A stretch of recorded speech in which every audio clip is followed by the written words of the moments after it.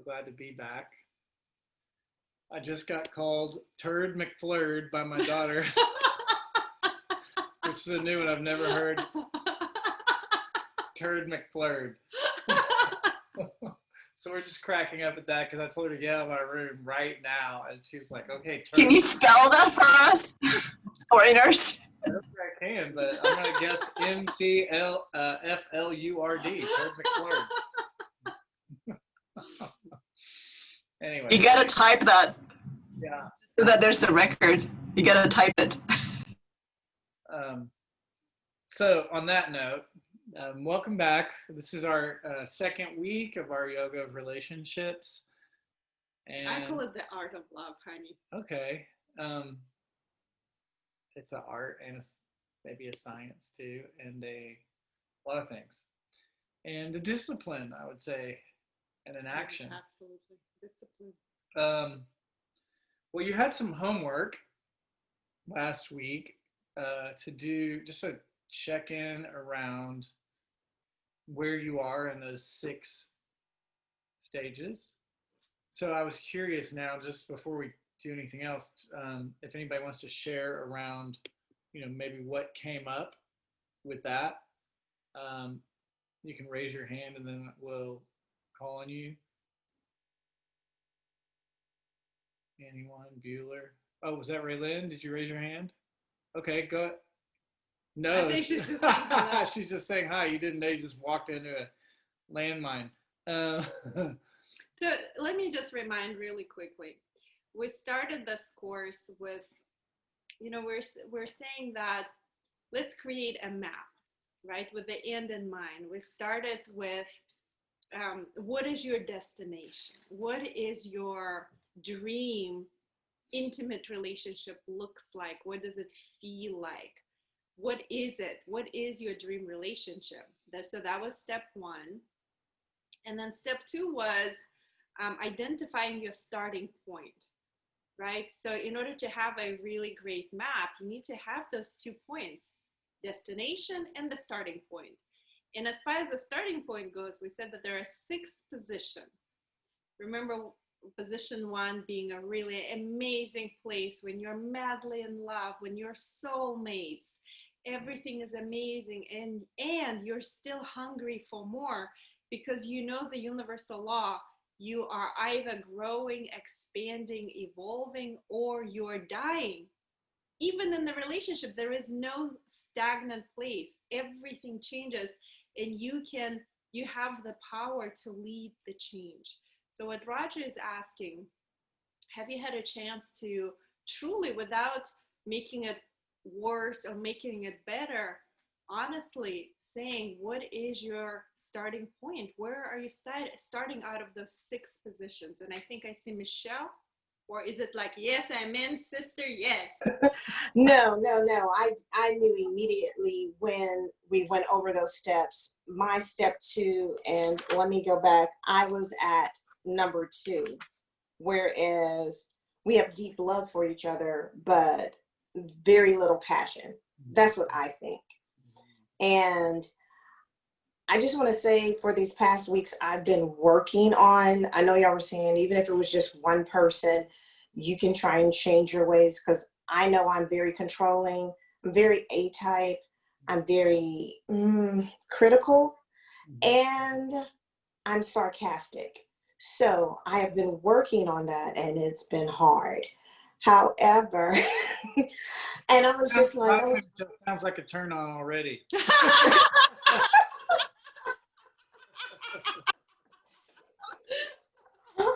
And I was like, and I think I was telling somebody, I was like, yeah, but they don't get it, because Roger is all, yogi, and they're in a different space from where my husband is. But I don't know. I've been trying to work on it, and and then I don't want to say it's hard, because I'll be saying that you're making it hard. It's a challenge, but I'm working on it. Wouldn't you love a challenge, Michelle? Don't you love a challenge? It's like any movie, right? Any great novel.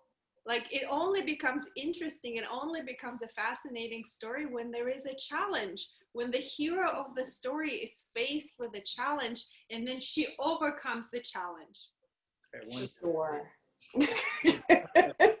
So look at it. Look, the reason why I'm saying this in a playful kind of way is that the way you see things is everything, right? And a lot of times, all it takes is just slightly changing the meaning of the whole story. Just Okay. look at the story through different eyes, through a new perspective, and all of a sudden, everything changes. Yeah. I'll do that. Well, thank you so much. Thank you so much for being like for opening up and being honest. Because only when you're honest with yourself and you can say, okay, this is where I am. Clarity is power. Clarity is power. And it sounds like you wholeheartedly like sat down and assessed where you're starting with. And it's position two is a great position. You are so close, like you're right there. You can easily spark up the romance. You can easily like wake up, you know, the romantic side of things and remember how it was like in the beginning. Tell us how it was like in the beginning, Michelle. And in the beginning, I mean, it's always been challenging in a good way because I adopted my oldest daughter before I met my husband. And so, but we made it work. And initially I felt like I wasn't really an afterthought. It was always, and he traveled a lot. So when he would come home from business, it was like butterflies and it felt all good. And we were just all about it. And, you know, 12 years in, it's, the sex is still there, but it's just, to me, I tell him, foreplay to me is you taking out the trash. Foreplay to me is every once in a while holding my hand or doing something like that.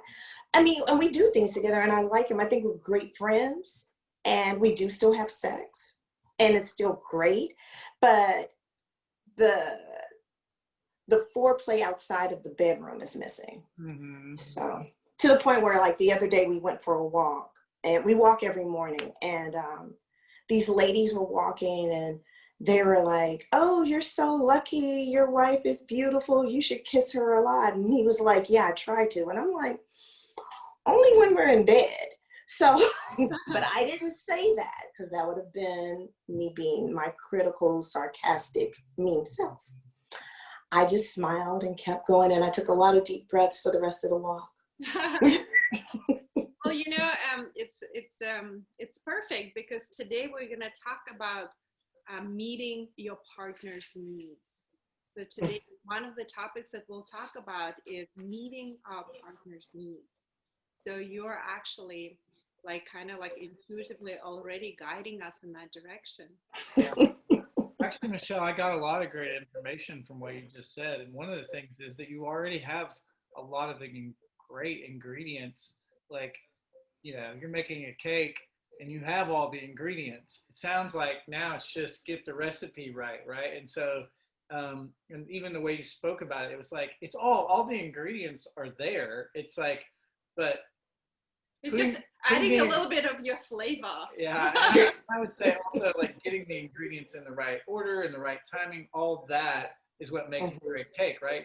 You give 10 different people the same ingredients, they're going to make a different cake depending on how they put it together. So what I heard was you have all the ingredients, and now what sounds like the thing to go from 2 to 1 is that spark, that feeling like loved, that sort of, you know, because I know that foreplay is all day long and every day. You know, it might be all week long, depending on, you know, what's going on, and it's all sort of, you know, in the background, it's always happening. It's from going to get her car washed, to taking out the trash, to telling her she looks great. I mean, all of that is all part of it, right? But like sometimes as men, we don't see it that way. You know, it's like it's a psychological piece because the brain is actually the largest erogenous zone in the whole body, right? It's the brain, and when you're psychologically feeling it, then it works. But you know, men, we're a little different. Like switch can just go on like that, whereas women, it's more like punching in the code in the right order, and then hit that little button and everything unlocks. But if you get it one wrong thing, you're like, so if you missed it, go back and try again. So we sometimes miss that piece because we're wired so differently. And today we're also going to talk about love languages, which I think can be really enlightening. I learned so much in just reviewing them for this week. I was just remembering that my wife's love language and my love language are totally different.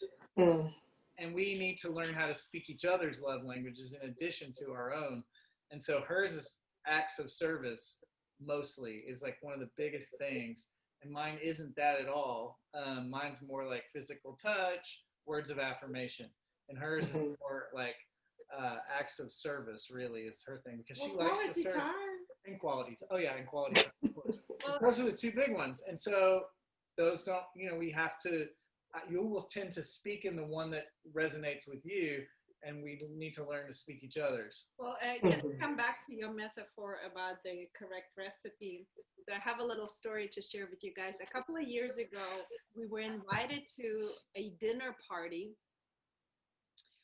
with Monica Pope. So if you live in Houston, you probably have heard the name. She's a really famous chef in Houston. And the idea was that a bunch of couples came together, not even couples, a bunch of people came together, and every group cooked a particular dish. So she gave us the ingredients, she gave us the recipe, and she just said, okay, follow the recipe. And then she kind of walked around and directed us a little bit. So I cook, so I kind of know the order in which things go in. But I was so blown away because there was this one woman who apparently, I guess she doesn't know how to cook. So her thing was a dessert. So if you don't know if you understand cooking, I'll tell you what she did. She mixed up all the ingredients like flour and eggs and sugar all in one bowl and mixed it that it became already a mass. And then she just stuck a whole chunk of butter into it. And she was like, what do I do with this? And I was like, oh my gosh, all these great ingredients, they're ruined. Like, how can you make a brownie when you already mix it all up and just stuck a big chunk of butter in it? If you know anything about cooking, That doesn't you know. mean anything to me. Well, it means that like you effed up all the ingredients. And I for sure thought that this was ruined. I was like, my eyes just got really big. I thought it was like completely unsalvageable situation. And yet the master, Monica Pope, somehow got all that stuff out and somehow managed to still make a really amazing brownie out of all this mess that this woman made. So even if it seems like your situation right now, you may not even see the light at the end of the tunnel. I believe if your partner really wants to, there is a way to turn it all around. And as a matter of fact, I'll say, it's up to you. You are creator of your reality. You shape your destiny, and you have so much power in your hands. Yeah. Mm-hmm. I think I saw another hand. Somebody else wanted to share. Yeah, there's two others now. I see Mars, but I thought there was one other person too, maybe. Go ahead. Thank you so much, Michelle, for sharing, because through sharing, we all get to learn something. So thank you for your advice. I feel better. Okay, Mara, go ahead. And then if there was someone else, they can also go in just a minute. So it's, I did the homework, and I did so much homework for so many things over the last week that I forgot that I journaled for like 6, 7, 10 pages on the questions that you asked, which was, what's got to go, what do you want, and how does whatever it is look like for you. And then I think the end of this all, so like I'm definitely in stage 5, maybe. And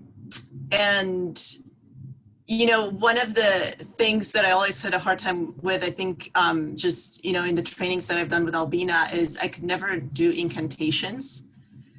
I could never affirm, you know, like I am this, I am the other, whatever, right? And the question that I think Roger asked last time that I thought it was just like, I don't know, it really got me thinking was, what is it that you need to remove? You know, who do you need to become? Like, and not in a sense, and you clarify that, you know, like not in a sense that you need to change or like perfect yourself, but what is it that you need to peel so that, you know, your true person or whatever, you know, is actually who you are. And um, yeah, I mean, I journaled. I cannot synthesize everything right now, but I think, you know, some of them are like desires, but I think some of them are really, you know, like I think things that I am innately, but that, you know, like are kind of like just cluttered with other stuff, right? So, you know, like the themes of like, as you said, crystal clear surface, you know, the themes of like spaciousness and, you know, yeah, like just like removing everything that is unessential, you know. And I think that was just the word essential was really important to me to just like, you know, get distilled down to what's really essential. Yeah. Not as a way to like, I mean, I think I've like 2020 and for the past years I've been like removing and letting go and letting go and letting go. And when I think I've let go of everything, you know, like almost there's like something else that I have to let go of. And it's, you know, like at times, like I was on vacation last week, but I was on vacation where I used to vacation with my ex, you know, so like at times letting go feels like this devastating sense of loss because it is. But I think it's also spaciousness. And, you know, like I think the last thing I'm going to say about this is I'm beginning to get a taste of letting go.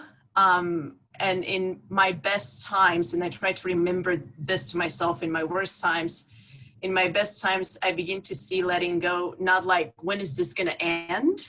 But more like, can I let go while still letting things in my life? And can I let things in without clinging to them? And can I let them in and be ready to let them go?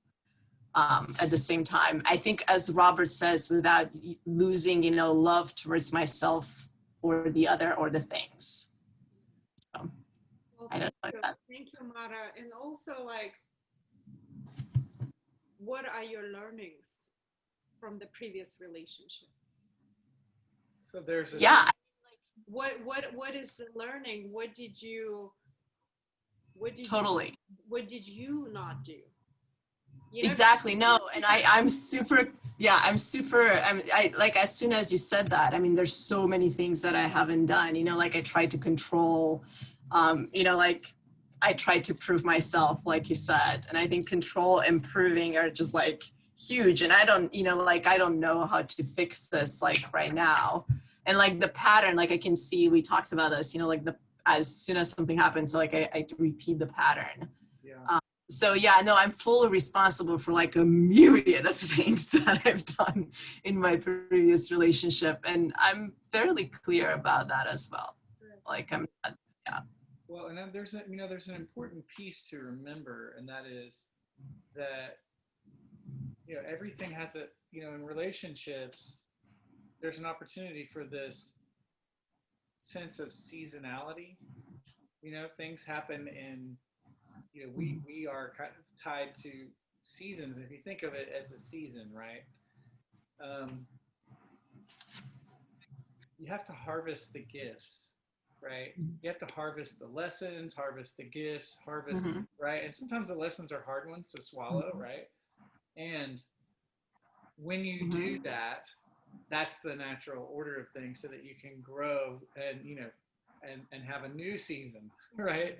But if you Yeah. don't harvest the things from the old season, then you won't be ready for a new season. You'll be back, you'll Yeah. have the same season, and you Yeah. spoke it, Yeah. right? and And you'll have so, the same harvest. yeah, and you'll have the same harvest. Yeah. And so you know, and this is why, and we're going to talk about this later tonight, I think, is that, you know, this is why we tend to repeat patterns, Mm-hmm. because we don't take the time when a relationship has run its course, Mhm. to really gather up and have gratitude for the things that it taught you, to Oh, yes. see the lessons, to be to see it as a blessing and something that you grew through, but to actually take it as an opportunity for growth and harvest all that you can from it, so that the next relationship, now you've already evolved past that, you'll be ready for something newer and better. But what happens a lot of times is we either won't let go, we won't learn the lessons, right? We and one of the quickest ways not to learn the lessons for yourself is to blame other people, right? To be in this sort of praise and blame. Like, you could blame yourself, right, and think, well, I ruined it, or you could blame the other person. And so usually it's kind No, of we were like 50-50 contributed to this. Like, yeah, I'm not blaming him entirely. or Like, maybe it was just guilty as charged. yeah, and on some level it's like, we just weren't in the place for it, right? Like, Yeah. our places weren't aligned. And so that was something to learn. Maybe, and we've talked about your relationship before, but sometimes we say, you may be ready for something, but the other person isn't. And it's kind of like, let's drag this person into my perfect reality. And when they don't fit because they weren't ready, then, we're mad at them and everybody gets upset. But we can't, this is what Albina's point in a lot of ways is that we can't really change somebody else. And I remember, it's funny, but I remember this really distinctly. When I was a senior in high school, I went to a Church of Christ high school, and we had a Bible course on marriage, basically on relationships. It was interesting for like an 18-year-old, because you're like, we're just like, we didn't actually want to listen, but they were kind of like, well, now you go out and get married, right? Because you're 18 or what, you find your soulmate right around in high school time. That's kind of Church of Christ way of looking at it. But at the same time, they were also sort of teaching us about relationships, and what our teacher in our Bible course said was that the altar doesn't alter people. The altar will not alter people. If you think that by getting married or progressing the relationship or pulling somebody and then everything's going to change, you're sadly mistaken. It's like, you can't drag people. They won't do it. They have to want to change, and they have to see themselves in like in this process of evolving or changing.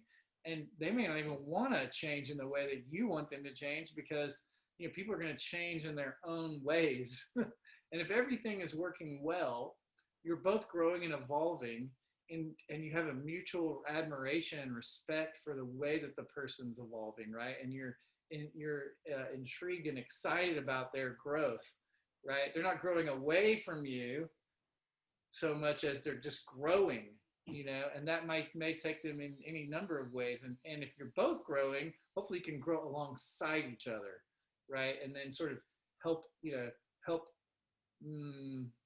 support and evolve and amplify their growth, versus what happens sometimes is if only one person is growing, the other person feels threatened. Right?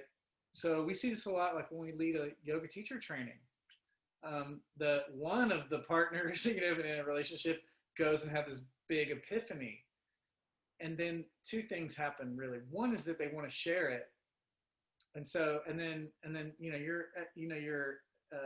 and there's a fine line between sharing it and like kind of expecting them to also get it, like to come along, so that you can kind of use your evolution as a stick to beat people with, unintentionally even, right? You're like, come on, don't you want to, like, you were ready to jump off the deep end of the diving board, but now you expect them to automatically do that. That happens. We've seen it a lot.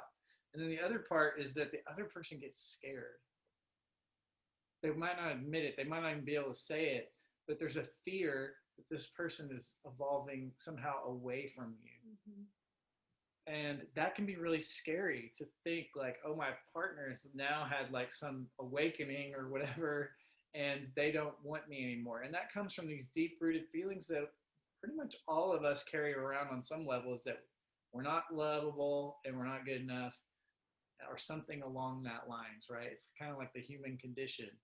And so, when we're having these sort of, even in this course, if your partner's not in here and you're learning a lot, there can be some fear that comes up, right?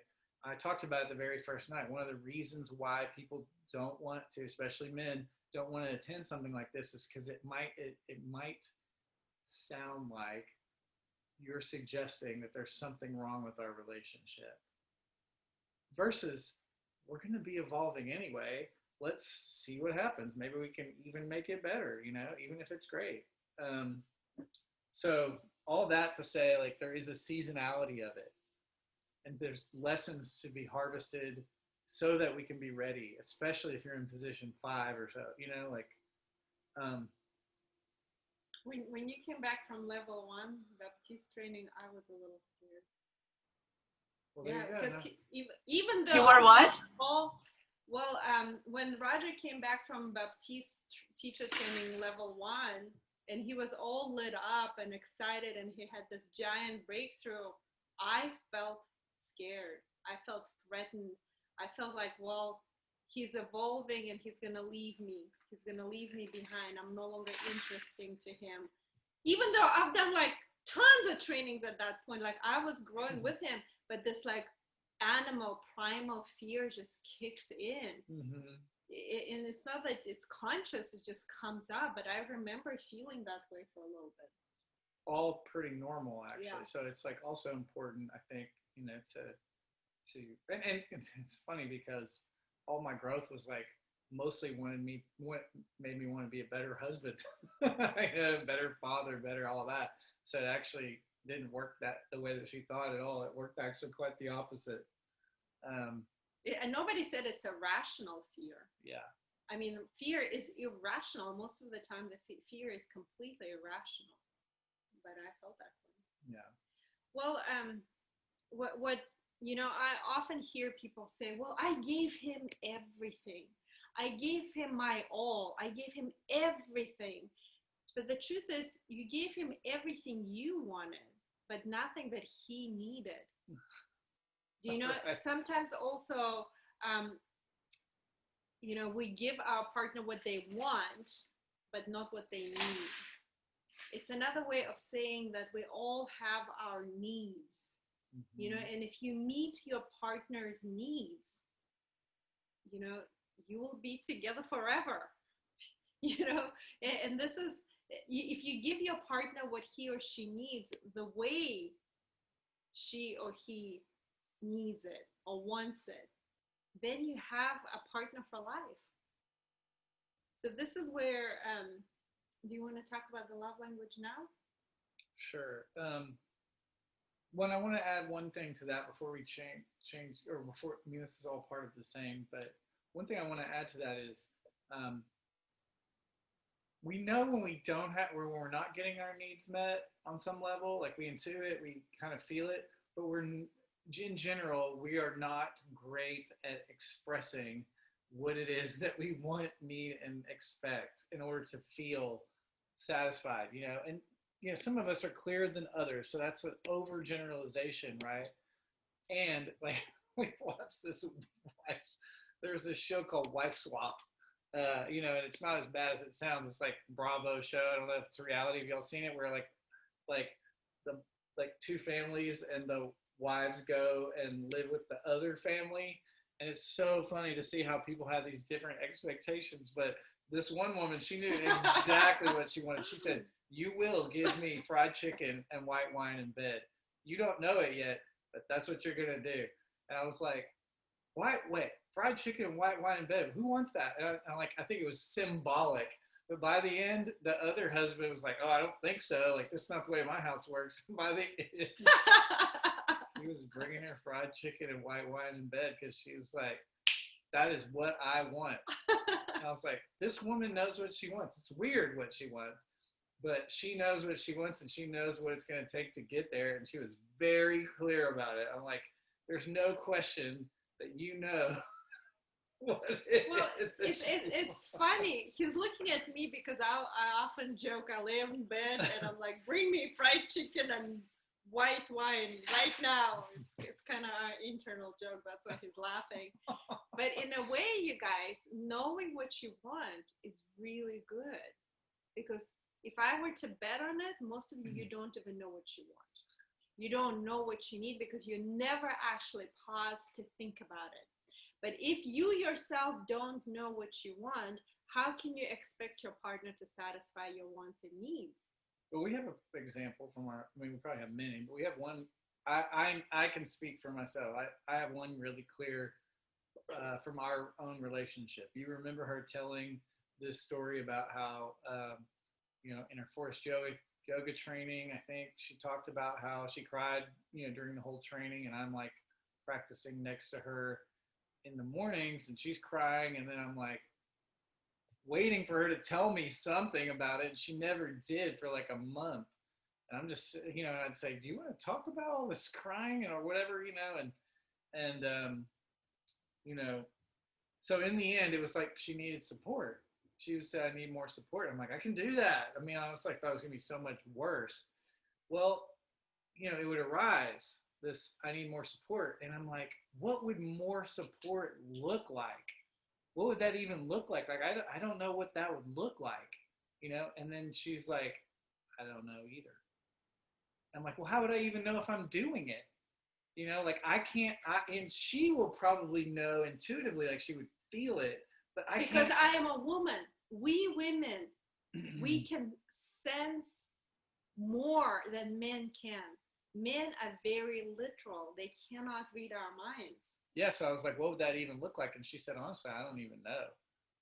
And then I think that puts you in some level of inquiry. Yeah, like, because I was like, oh my gosh, I'm being totally crazy and unreasonable right now. I'm telling him I want more support. But when he asked me how does more support look like, I could not tell him. And that was the first time in my life that I paused and I literally realized that we're talking about two different things. And then I created a list like, okay, more support to me specifically means this. yeah. Wake up at 6 o'clock in the morning. Get the kids ready, specifically. This child by this time, this child by this time. Prepare breakfast, feed them, pack up lunch, take the dog out, all by 7:30. And then he was like, I can do that. But that helped immensely. Man, I mean, we're kind of getting our way into communication right now. And what I want to highlight is men are literal like that. They need very specific instructions. If you want them to take the trash out, take the trash out and replace the trash bag before you go out of the house with the trash. Do you know that? Because he would take the trash out and not replace the bag. Am I making sense? Can you relate, ladies? Give me some time. That specificity, because to him, taking the trash out means like, well, I took the trash out, but you didn't replace the new trash bag. So within 30 seconds. Like right now. Not when you come back, but right now you replace the bag right now. Right. So like that, men need very specific instructions. Even when you ask, like, I need more support, how does more support look like? I need more attention from you. I need more romance. I need you to romance me. That's not enough. For a man, it's not enough. You have to be specific. Every Saturday night, you take me out to a fancy restaurant, this one, or this one. Like, that's specificity. I need flowers once a month. And you may be like Frida Kahlo, like, well, if I have to tell you, I don't need it anymore. I don't want it anymore. But that's just chicken and white wine in bed. Exactly. Be specific what it is that you want. I have a question. Yeah. Can you speak a little bit, Albina, between the dance between being that specific and asking what you want, and at the same time allowing for space for that man to meet your needs? Yeah, it's how you say it. It's what? It's how you say it. If you say it, I can say, take the trash out, and immediately, before you even step out of the house with the trash, replace the trash bag. On one hand, it can sound very controlling and bossy. right? And that you don't want that because number one thing for a man is freedom, right? He doesn't like to be controlled. It's how you say it. You can say it, and this is what I talked about last time, is the power of your feminine, right? You can say it in a playful way. You can say it in a flirtatious way. You can say it with love and like as a joke, but like the way you say it matters. So if you be like, I need to be a romance, take me out to dinner every Saturday night, he's going to be like, you know what? Here's your dinner, you know? But if you say it in a playful way, kind of like enticing him, seducing him, flirt with him, of course then he's going to make a whole plan about dinner. He's going to just like go out of his way. Are you with me? The way you say it does matter. And then again, we're about to talk about the love language, meeting your partner's needs. But at the same time, like if let's say for him, it's the language affirmation. What is it called? The words of affirmation, right? If he like, right now we're in our house that is totally remodeled. We're sitting on the floor. There is no water yet, but like, no hot water. No hot water. Honey, you've done such a good job. The house looks amazing. It looks better than I imagined. Like, and I do feel that way. But if you say it like that, if you're for your partner, the words of affirmation is that important. If you give him a lot of praise, he's gonna go out of his way to do something that will blow your mind away. Am I making sense, Mara? So it's kind of like a two-way street. The more I give, the more he wants to give back. Do you feel that way? Like whenever you give something without expecting anything in return, and if you receive in return so much gratitude, whatever your love language is, you just want to do more. Like I have that experience whenever I give gifts and people are genuinely like appreciative, I want to give them more gifts. I want to do more nice things to them. So it's kind of like that. The same logic is applied in terms of relationships. What I would say is the good news is, we just said a lot of people don't know how to express what it is they need.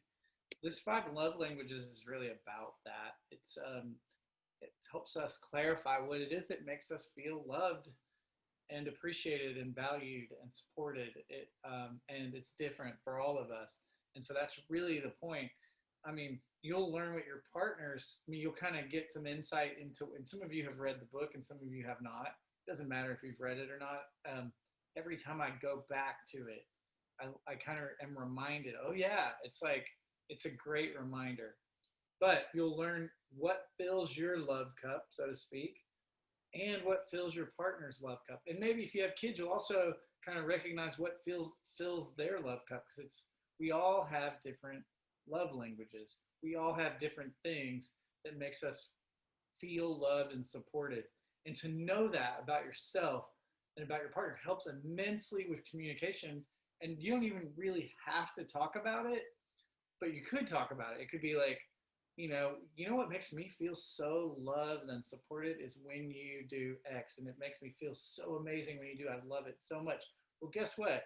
If your husband, we want to do a good job, right? That's part of our thing. Well, we're going to give you more of what we know you like, right?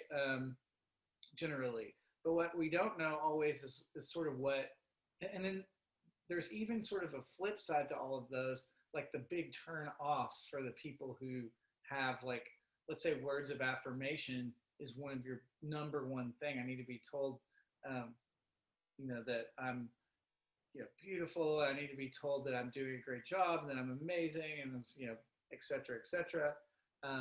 Criticism will turn the light switch off so fast, because if words of affirmation are what make me feel loved, then criticism is the thing that makes me feel unloved and unworthy really fast. And if it's like giving gifts or whatever, is, receiving gifts is a thing. Like, what can turn you off is like, not feeling like the person's ever sort of, giving anything, or sort of giving perfunctorily, right? Like just buying you stuff just because, or not even appreciating. So Yeah. if my love language, look, people say, well, like, you don't love me. It's like, what do you mean? I tell you I love you every single day. I tell you all day long that I love you. Oh yeah, words are cheap. You haven't bought me anything. You see, these are two people talking two different love languages. For one person, it's the words of affirmation. I love you. I love you. You're amazing. But the other person, if his love language is like the gifts, I can tell him all day long I love him, but he won't feel loved because his language is the gifts. Yeah. You And know, gifts don't have to be material things. They could be, just pleasant surprises, little love notes, flowers. Any of those things are like that too. And if your thing is quality time, right? Like you could be sitting in the same room with them for hours, but if you're not paying attention, that's like a death sentence for that, because it's about wholehearted, put everything down, look me in the eyes, and pay attention to me. So well, let's just go through them. Yeah, I need you to pull up your email that I sent you if you didn't already, and then there's a screen share that I can do. Bear with us 1 second while we pull this up. That This one, yeah, and then open it, and then that should now be able to. We're gonna share that. Okay. Oops. Just on the screen. Can y'all see that? Are you seeing a bunch of other stuff too, or are you just seeing the love languages thing? Sometimes my computer just. Come again? We Just see it. love Okay, great. languages. So, how about this? Andrew, why don't you read us that first one across, like all the way across? Oh, that's Like, his love language. Yeah, words of affirmation, since that's you. Yes, so words of affirmation, how to communicate, encourage, affirm, appreciate, and listen actively. Actions to take, send an unexpected note, text, or card. Things to avoid, not recognizing or appreciating effort. Yeah. So, Andrew, tell me, does that resonate? And like, what does that look like for you? Yeah, so this absolutely resonates because obviously my top love language is words of affirmation. And like I told Nally when we first started dating, I said, tell me I'm pretty and have sex with me and I'm happy. That's it. Like you can ignore me all you want. You don't have to bring me dinner. You don't have to buy me a gift. Just those two are very important. But I was specific, and I know I'm going to get off topic for just a second, but I was specific in what physical touch meant to me, because physical touch to Nally, because that's one of her top love languages, is not the same as mine. And so I think communicating helped grow us. But if she didn't at least tell me I was pretty, I probably wouldn't be sitting here with you guys. That's great. Well, at least, like I said, tell me I'm pretty is your chicken and white wine in bed. It's like the same kind of thing. Well, Nally, why don't you read the next one for us? Okay. Physical touch, how to communicate, nonverbal use of body language and touch to show love, actions to take, hugs, kisses, cuddling, things to avoid, physical neglect or abuse. Yeah. So whether this is your top one or not, just kind of tell me sort of how that lands with you, like maybe from your own experience.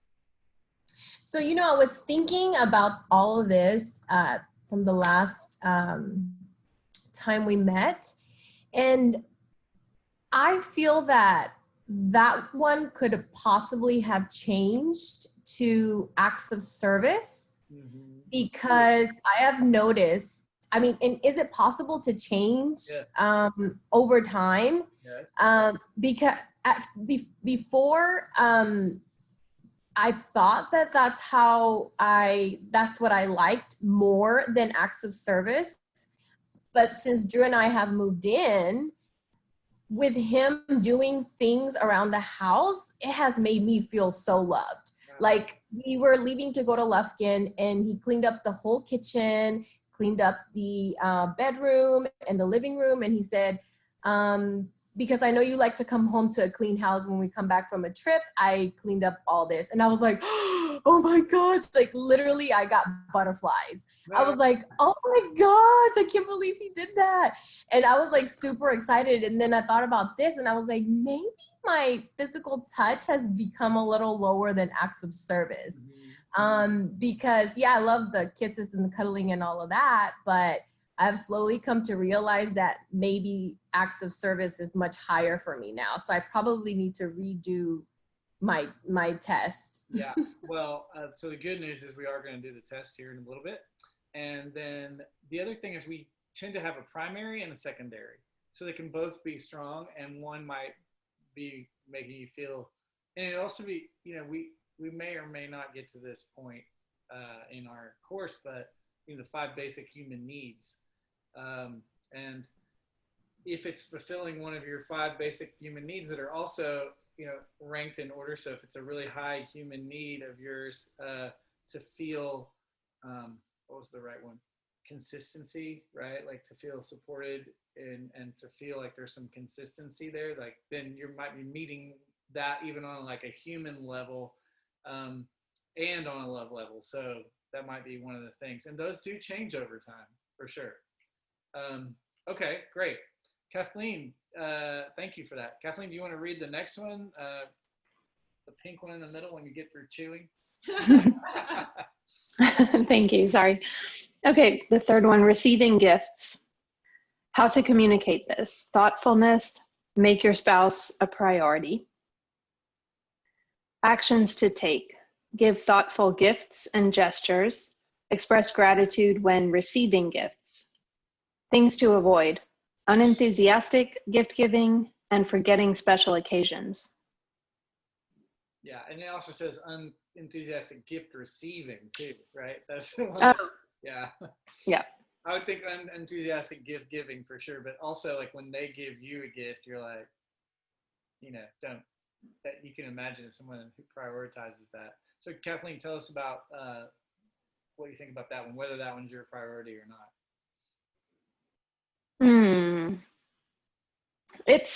As I've taken the test before, it isn't one of my primary ones.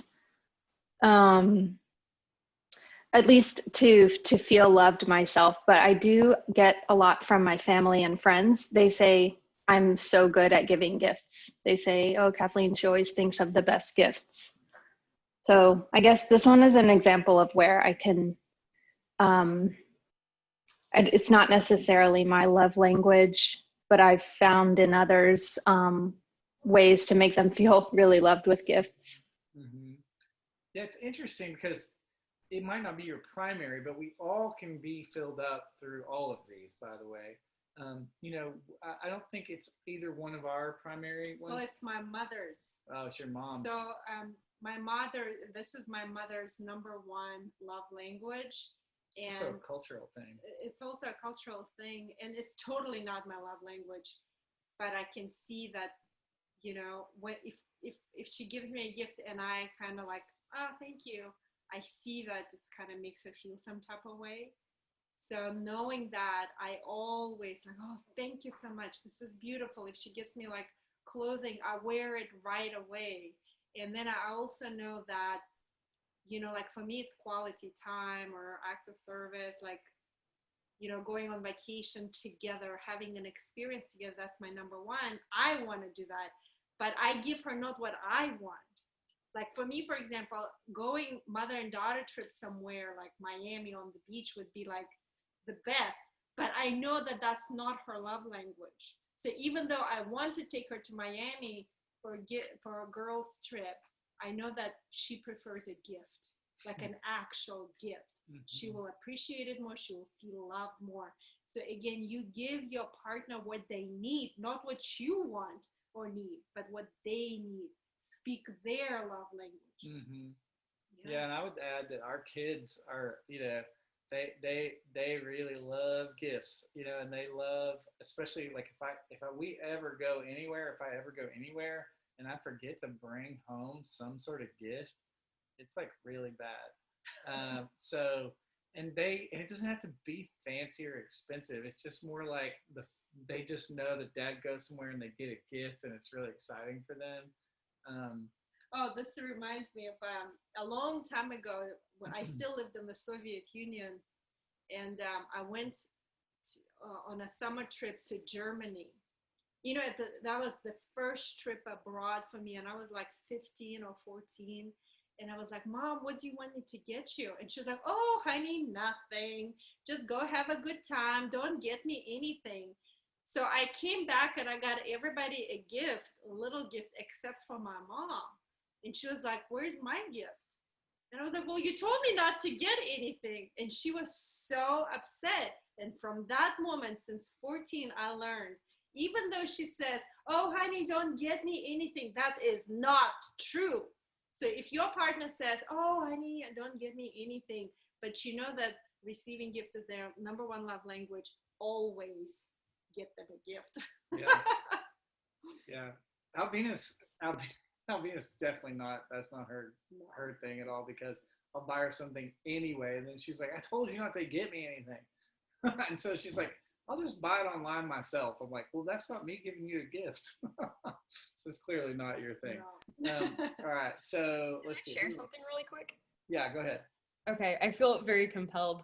So I worked with a girl whose love language was receiving gifts, and I feel like it's a good example of like you can use this not just with your partner but with anybody. Yes. But she was a very challenging person, and I was in a position where I had to build a lot of trust, and you know, like if I screwed up, I could lose my job. So once I learned that, and I became very aware that, oh wow, she likes like very physical gifts. And so like I put her birthday in my calendar, or if she had a performance, I'd put that in my calendar so I could text her like that day and be like first thing in the morning. And then a gift for her birthday that had to be very thoughtful and well planned out. And when it was my birthday, she, we actually developed a pretty good relationship, and I was able to build that trust. And I really do attribute that to figuring some of the stuff out. But when it was my birthday, she got me these beautiful flowers and some other stuff. And, I said like, oh, thank you so much. And this is wonderful. And throughout the week, she kept up on bringing up the flowers and just how pretty they were. And I realized I need to write her a thank you card right away so I can get her to stop talking about these. Yeah. That's good. That's very intuitive of you. That's awesome. Yeah, and it does. This works in all relationships. Like you can. I would certainly say in close relationships, like a boss that you work with closely, your mom and dad, your brothers and sisters, Your in-laws. Yeah, in-laws, friends. Yeah, that can be really useful. Really, really useful. And now that, as Albina was talking about her mom, I was just like, oh God, yes, you did. Such a terrible Yes, son-in-law, because they would always buy me all these like shirts and ties and stuff, and I was like, get him like all these designer things, and my mom even comes like, oh, 3 years ago I gave Roger this like whatever Gianni Versace shirt, and it's still sitting there in his closet in the box. He hasn't even opened it. Which is true, because I don't care about that stuff, and so I would be like, hey, thank you so much, and I would put it in my closet, and I had like a stack of them from every time they came, and they were all still inside the box. And I think her mom was digging in our stuff and like got really offended. So now I realize like at least when we go out to dinner, I should just wear one of these ugly shirts just to make them feel good, right? And that would go a long way. So yeah, in-laws too. All right, let's see. Mark, do you want to read the next one? You gotta take it off mute. There you go. I'm off. Quality time. So how to communicate uninterrupted and focused conversations. One-on-one time is important. Actions to take: create special moments, take walks, and do small things with your partner. Things to avoid: distractions when spending time together, long time without one-on-one time. Yeah. So tell me what you think about that one. Yeah, I can see it a little bit in my wife, Natalie. But what I would say is her primary is probably receiving gifts. It is very cultural as well. She's Filipino, and there's a really strong just psyche around that, which she appreciates, and which I didn't appreciate until a few years into our marriage. Yeah. The quality time, she'll talk about it in the sense of, you don't have time for me, as a joke, but there's sort of a hidden meaning behind it that probably I've been busy doing some stuff. Even yoga teachers training, by the way, I might add. So, Right. but you know, the good thing about the lockdown and COVID is we've had a lot more time together while the kids have been at school, which has been fantastic. So I think I was sharing with Elaine the other day. It's really brought us much closer together in the last 6 months. So probably her primary is receiving, and quality time is definitely her second. The interesting thing, receiving gifts. I lived in Qatar before I came to Canada, and it is huge there. So I still remember my direct subordinate giving me a very expensive watch on my birthday. And because I work for a company where we have really high ethics and compliance standards, I had to declare it as a conflict of interest because it was so expensive. But I couldn't give it back because that would have been a huge insult as well. So, it's one of these things where you had to walk a thin line or a fine line between making sure that you could still do that and express appreciation, but at the same time make it clear that you can't do that the next time with so much cost attached to it, because it simply it becomes really difficult in terms of our relationship. Yeah. Thanks for sharing. That's great. Yeah. Culturally, it's a big deal. In Kazakhstan, it's a huge deal, which is very similar, I think, in that sense. Well, in Kazakhstan, gifts are also bribes. There is a language behind the gifts that is constantly being spoken to. Yeah. The message behind the gifts. Sure. Yeah. Well, yeah. Anyway, yeah, as a perfect example, that lady who gave us that Persian rug or whatever for our wedding, I was like, I don't even know this woman. She gave us like some crazy expensive Persian rug, but it's also because she does business with your family or something. So I'm sure the rug. That was interesting. Yeah. Okay. So thank you. Let's see, Sherry, why don't you read us the last one? You got it. Acts of service. How to communicate. Let them know you are wanting to help to lighten their load. Actions to take. Make them breakfast or dinner. Go out of your way to help with chores. That's a good one. She's hitting me now. Things to avoid. Lacking follow through on small and large tasks. This is about me right now. No, I'm just kidding. Yeah. So Sherry, tell us what you think about that one. That's a huge one. I feel that knowing that your significant other wants to help you, raising the kids, doing the dishes, doing the laundry, doing the shopping, if one person is doing it all and you don't feel appreciated and don't have help with it, then it is just an overwhelming chore to do and do and do every day. And gain that little bit of, hey, I did dishes while you were talking to your girlfriend. What? I mean, that's just huge. Gold. So I take it acts of service is your love language, Sherry. I think so. Yeah. Well, so good news, y'all. Thank you, Sherry. Good news, y'all. We're about to take the quiz. And here's what I think I want to do. Where's your email again? Can you cut and paste that link? Yeah, just copy that and put it in the chat. So here's the deal. It's a short quiz, and this is what I want to do. I want us to take a break and do the quiz on the break. So like you can take a bio break, get a drink of water, and then so we're gonna do a 15-minute break. So we'll come back at 47 after, which gives you time to do the quiz and go to the bathroom, get some water or whatever. Make it 50 minutes. 15. 50 after. 6:50. So an 18-minute break? Yes. So we'll take an 18-minute break, and you will come back. So do the whole quiz. That means you can't go take a 15-minute break and try to do the quiz in like 1 minute. Do the quiz maybe even first, or get your drink of water and come sit back down and do it, because it's going to give you the information, and we're going to talk about what you learned through that. So come back at 50 after, and then having had done the quiz already that's in. Welcome back from your quiz. So here's what I think I'd like to do next is spend a couple of minutes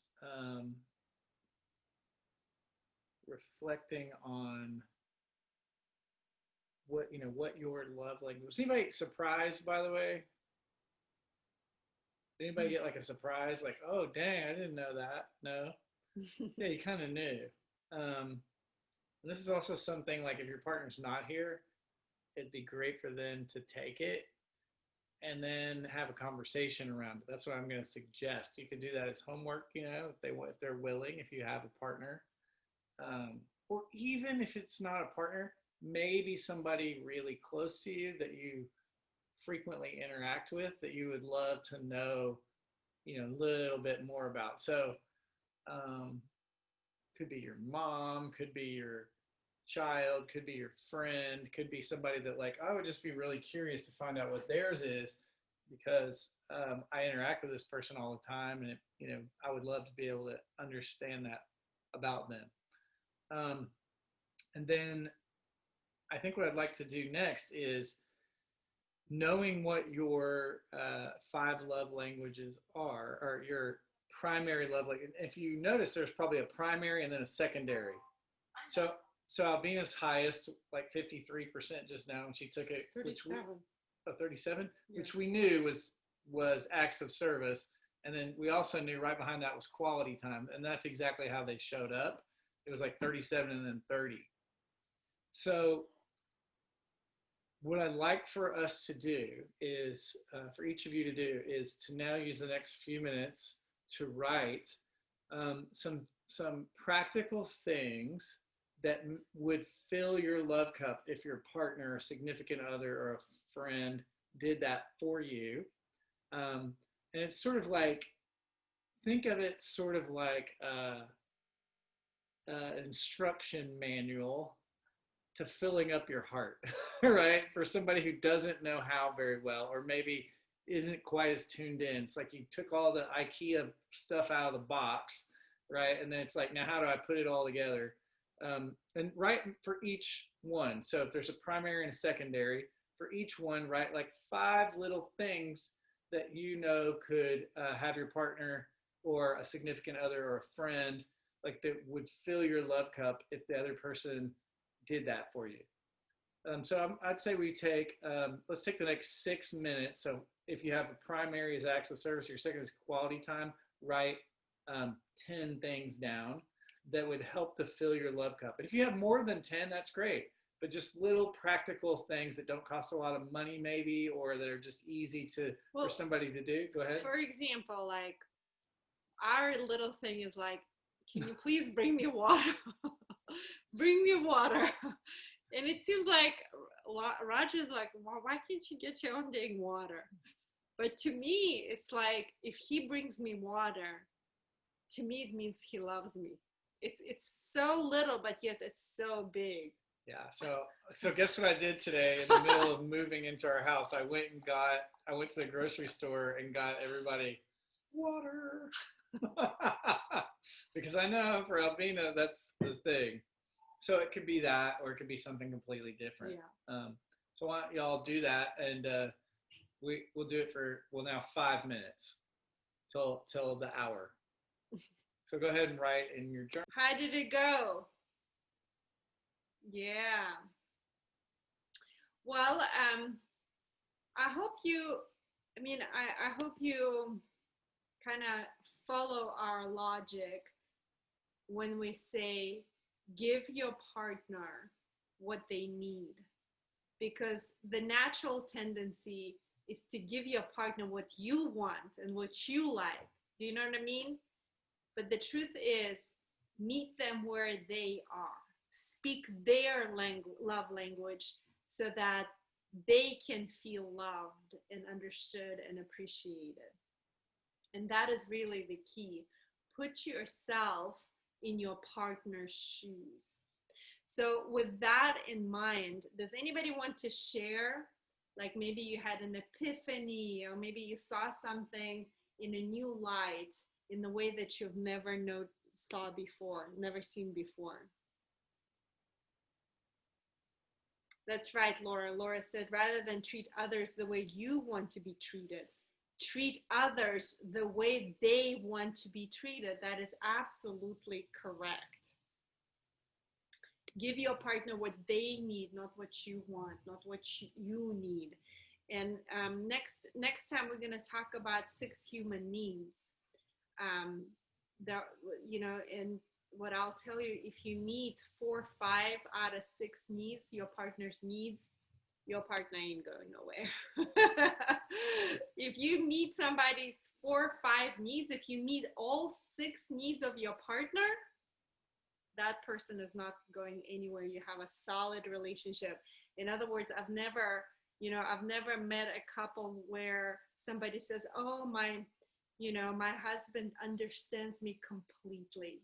He is full of surprises. He surprises me with all sorts of romantic gifts.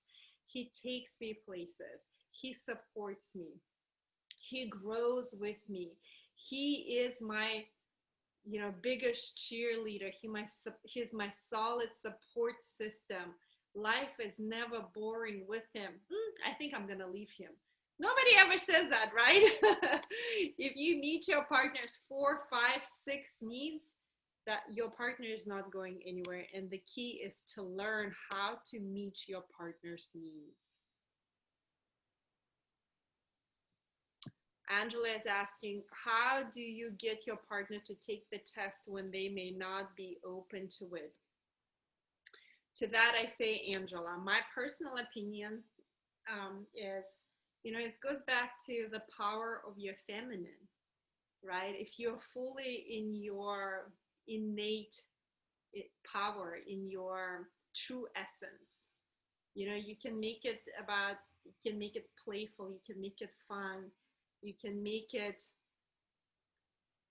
The key is not to make him do that, or like you should take this test, or if he in any way feels like he's being manipulated or pushed into that, nobody will want to do that.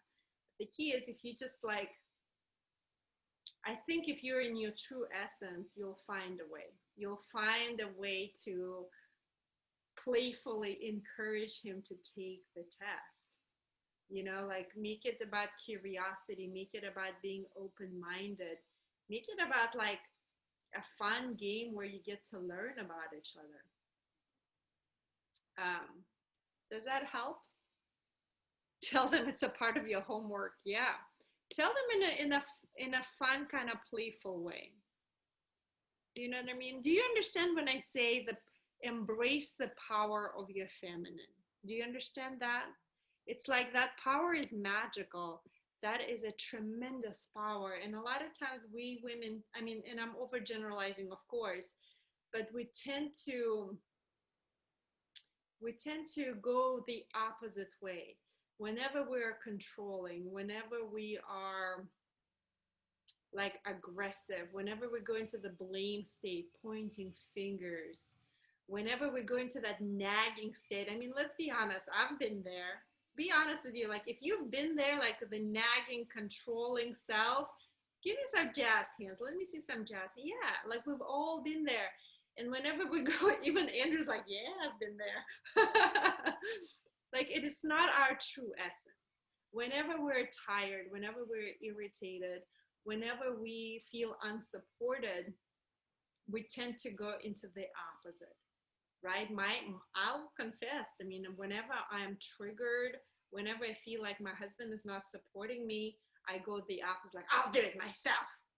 You know, and I'll tell you, whenever you go into that state where you say, oh, I'll do it myself, if you ever do that, give me some jazz hands. Can anybody relate? You know, especially like I consider myself a very strong, powerful, confident, totally capable woman. I am absolutely, I can do everything that he can't do, I can do it. So whenever I go into the state, I'll just do it myself. First of all, it's going against my true essence. And I'm stepping more into my, embracing my more masculine qualities, more masculine energies, but also a male energy, or should I say a masculine energy, needs to feel needed. You know, it's one of the things that creates polarity. So if you're like, oh, I can do it all myself, then he doesn't feel needed. And that kills polarity. Are you with me? Polarity is that opposite energies, like plus and minus, right? If you look at the earth, North Pole, South Pole, polarity is what keeps our earth spinning and everything alive on this planet. What creates polarity in a relationship is our differences. And I'm totally going off on the tangent right now. Let me just, which polarity is on the thing that I want to talk about. But let me just close off, kind of wrap up the 5 love languages. Does anybody want to share? Did anybody have like an epiphany of some sort, so you learned something that you didn't realize before? Okay, I can share. Go ahead. I had an inkling before we took the quiz, but so my number 1 used to be words of affirmation, and they've actually now acts of service is my first, but Alex and I have the exact same like ranking or list. So it I feel like we're pretty good as far as like understanding what we need to do to feel loved and for the other person to feel loved, because we're so similar. But there are definitely things that I need reminders of, and you know, well, I don't want to speak for you, but did you have that experience as well? Yeah. Sorry, I didn't know I was speaking. Sorry. But yeah, I don't know. You put me on the spot. So I got nothing. I'm saying, like, if your love language is the same, would you say it makes it easier for you to understand each other? I think so. Yeah. I'd say so, yeah. Yeah. Because you're on the same page. Whatever makes you feel loved is exactly what makes her feel loved. I would think it makes it easier, right? Because our tendency is to speak our own love language, and it's not meeting your partner's needs. Do you know what I mean? So Definitely. cool. Yeah, and I mean, there are some things that, you know, like the ones that rank lower, you still need some of that. Yeah. And so like affection throughout the day, while that's like my second to last one, that's still something that I want and need. And it was nice to be able to share that in this kind of setting. Yeah. Cool. So thanks. Thank you so much for sharing, Laura. Thank you. And thank you, Alex. Did anybody else, did I see somebody else's hand? Angela, do you want to share? No? Okay, Victoria. Go ahead, Victoria. So the flip of Laura and Alex, my husband and I are pretty much the opposites. Like my top one is his lowest and his top one is my lowest. And I had this, I've been thinking through this kind of independently in my own life, but so his is acts of service. I should know. It's acts of service, and mine is words of affirmation. And I realize the thing that I do is I'll say to him, is there anything you want me to do? Uh-huh. And like, to me, that's like, I'm like, can't you feel how much I love you right now? But like, he really just wants me to like do the thing. Yeah. and I don't really want to do the thing, but I like want him to know that I'm available to do the thing, and then I'll tell him that I'll do the thing. And so I'm just having this moment where I'm like, oh, but really, I need to like do it. Like I need to do it, and that's how he knows. And also like maybe he understands that I'm like saying that I like want to help him even if I don't want to help him. But it's just interesting, like thinking about like what my love language is doing to the way that I love him through his love language, if that makes sense. Yeah, and I think what you're talking about, Victoria, is also it's communication, right? So instead of like guessing whether or not he really understands that you're showing your love and appreciation, you can just talk about it. You can talk about it on one of your date nights, and you can say like, you know what, honey, you know what really makes me feel loved and appreciated? Do you know, honey, what turns me on? Please, all the men in the room, like if you don't, can you tell me whether or not you would love to hear this from your woman, from your partner? What turns her on? What makes her loved? What makes her feel supported, right? Every single man wants to know that.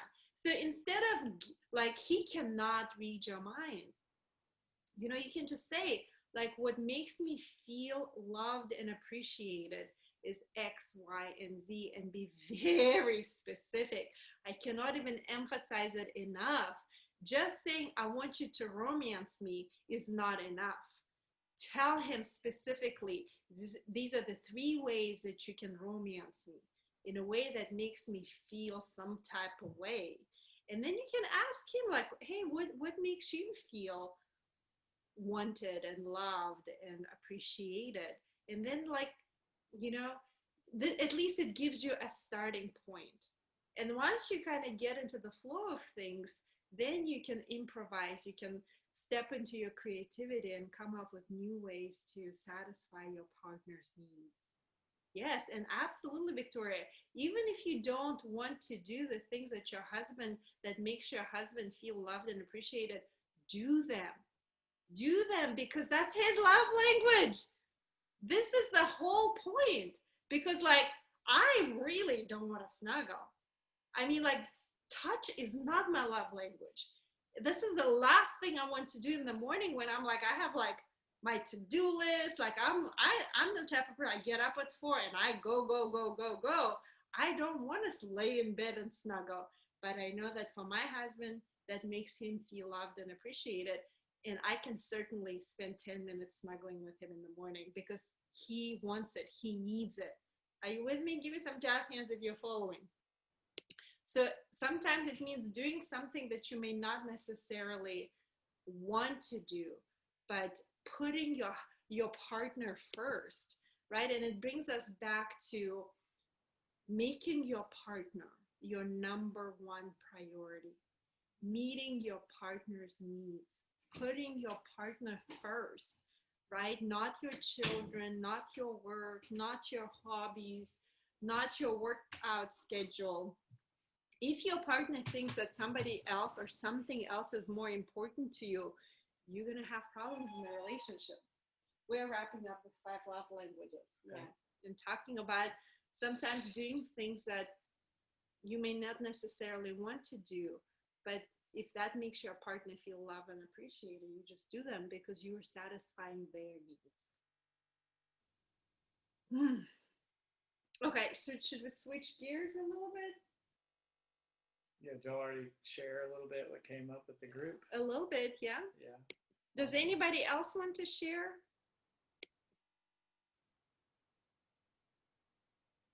Okay, Aline, go ahead. Aline's ready to share. I like it.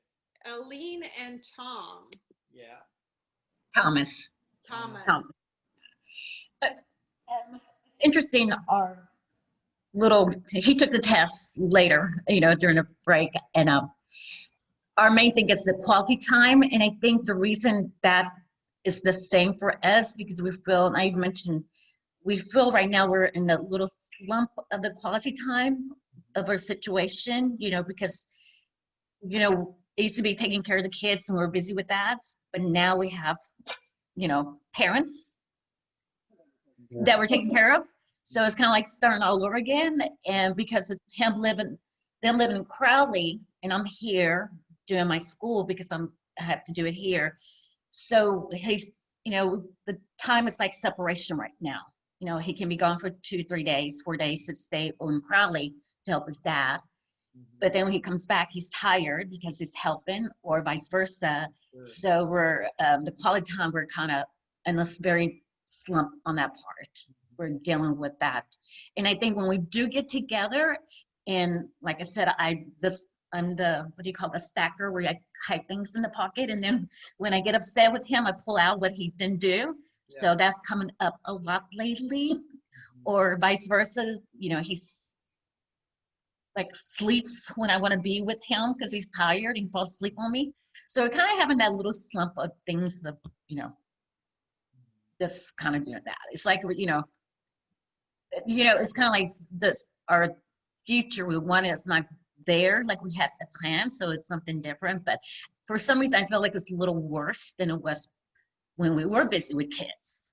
And I don't know, because we're older or just something different. Yeah, he's here, and I was like, so. He keeps quiet. I'm the one that, he knows I'm very vocal. He's the one that's very quiet. So that's another thing, so that's our little thing too. He just kind of listen, and, I'm the one that listen to me, and, okay, you didn't do this last time, so. But the quality time, I think that's where we're at right now. We're just, we're missing that. Yeah.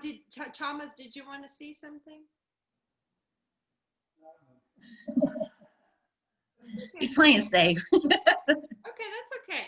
If I may add, so I think what I'm hearing you say, Aline, is maybe similar to what, or, like maybe it's very similar to what Michelle spoke about in the beginning of our session.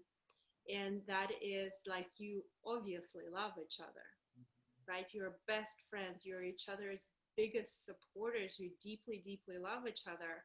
And maybe in some ways I hear that you would like that passion, that spark in your relationship. Yes. So what seems to be natural right now is talk about polarity, because polarity is what creates the spark. Polarity is what creates that passion between people. So let me talk a little bit about polarity, because so when we first meet, there is a lot of spark, right? There is a lot of natural like magnetism. When Roger and I first met, we couldn't even keep our hands off of each other. Like, we were making our friends sick. People would gag and would be like, ugh, get a room, guys. Yeah. Like there was, when we first meet and we're really into each other, there is a lot of spark. There is a lot of romance. There is a lot of passion, lots of fire. And then like when we're together, we have kids, parents to take care of, work, etc., etc. So sometimes that passion, it changes, right? And then maybe like you wake up one day and you deeply love this person, but maybe that passion is no longer there. So how do you revive the passion? How do you reignite that spark? Can I add something? Mm-hmm. So it's not that the spark isn't there. It's also that it's been subsumed with shared things that you have to do, right? Like, got to take care of the kids, got to take care of the parents, got to pay these bills, got to do our work, got to do this, got to do that, got to clean up, and like a lot of responsibility, right? And a lot of things to do, and that can start to feel more like a working relationship, right? And that's normal. I mean, it happens. Yeah. So one of the answers to how do you reignite the spark, and one of the answers lies in this thing that I call polarity. Polarity is what, the opposites in us that pull together.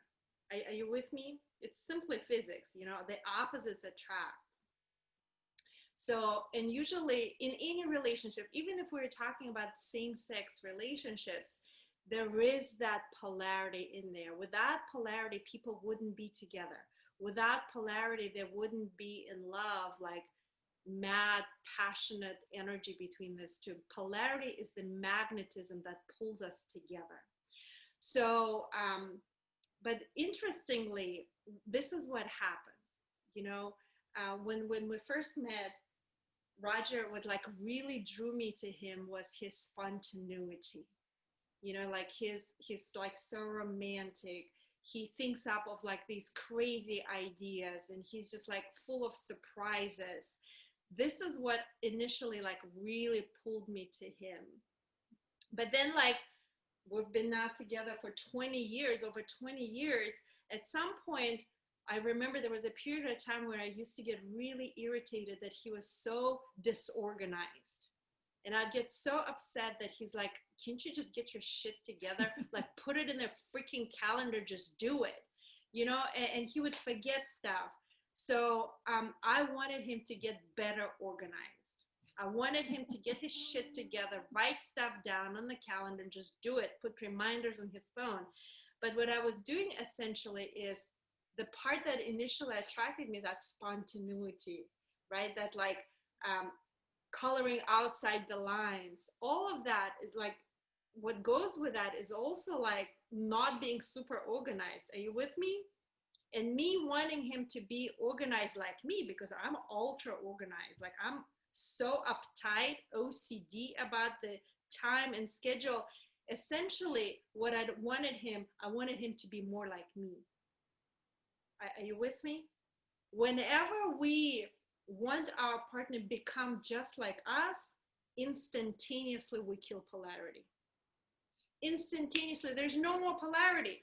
Are you with me? Give me some jazz hands so I can see that you're following me. And we do it all the time.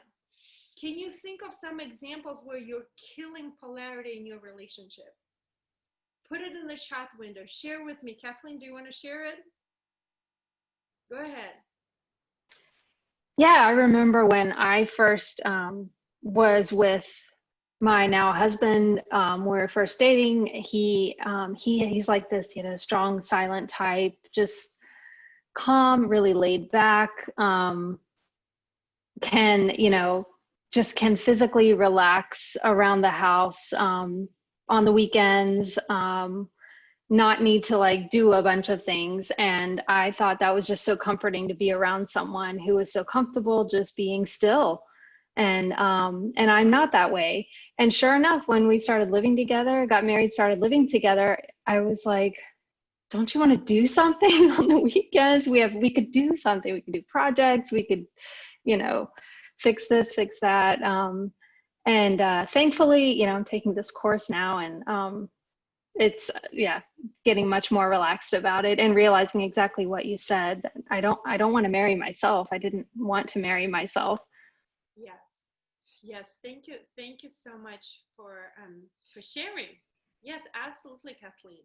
So whenever we do that, when we try to, I mean, ultimately you cannot make your partner just like you, but we try to, right? Or why can't you just like get up and do stuff with me? Right? Essentially, you're trying to make your partner more like you.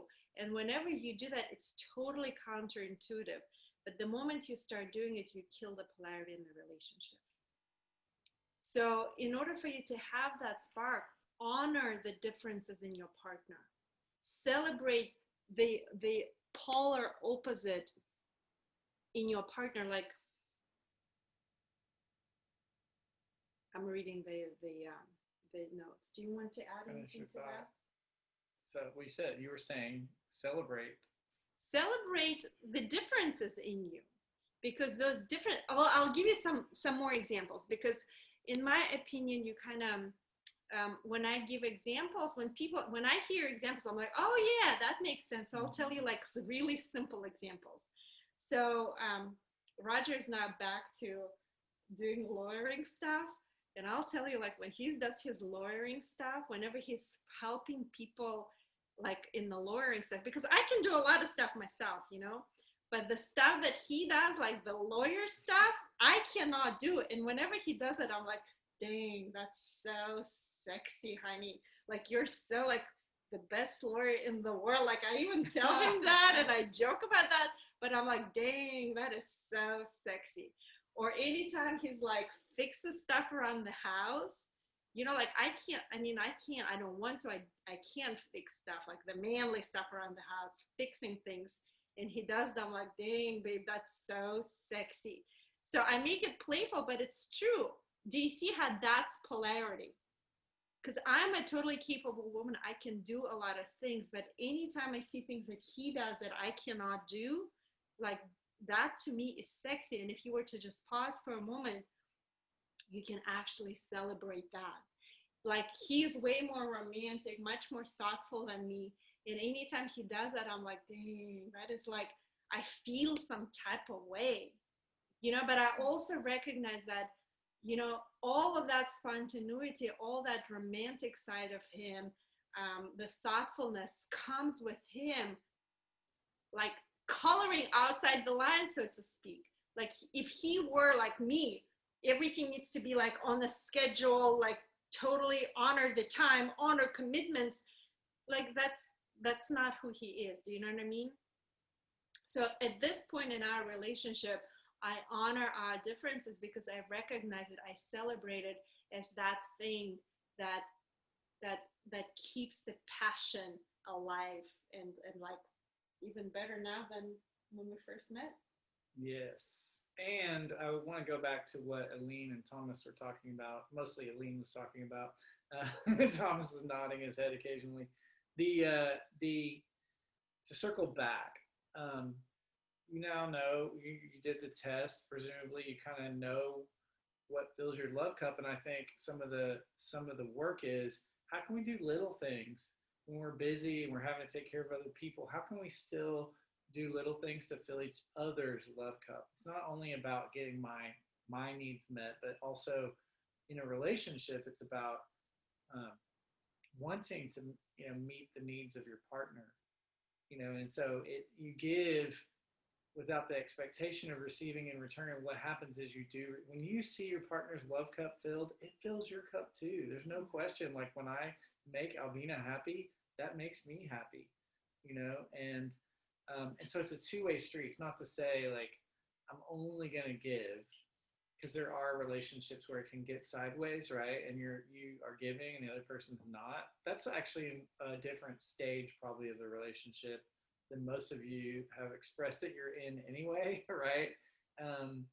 And what I would say is you have to, you don't have to, but there's the possibility of not only doing the little things, but also, since you two both know it's quality time, schedule it. Put it on a calendar, make it sacred. Doesn't have to be a big thing. There's even this piece that it's a tool that has helped us in the past when we were kind of having troubles.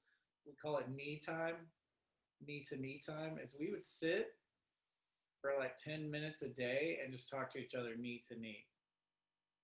Like eye to eye, knee to knee. It didn't have to be about anything in particular. It was like we realized, because we were running so many businesses and we were doing too many things, that our relationship had for a while got lost. It got And the kids were young. Yeah, and so we had little kids. We had 10 businesses, and we had a lot of things going on in addition to everything else. And so what was happening is it was kind of getting covered up in business and doing. So we learned this from someone else. It's like this: we need to take some time for some me to me time.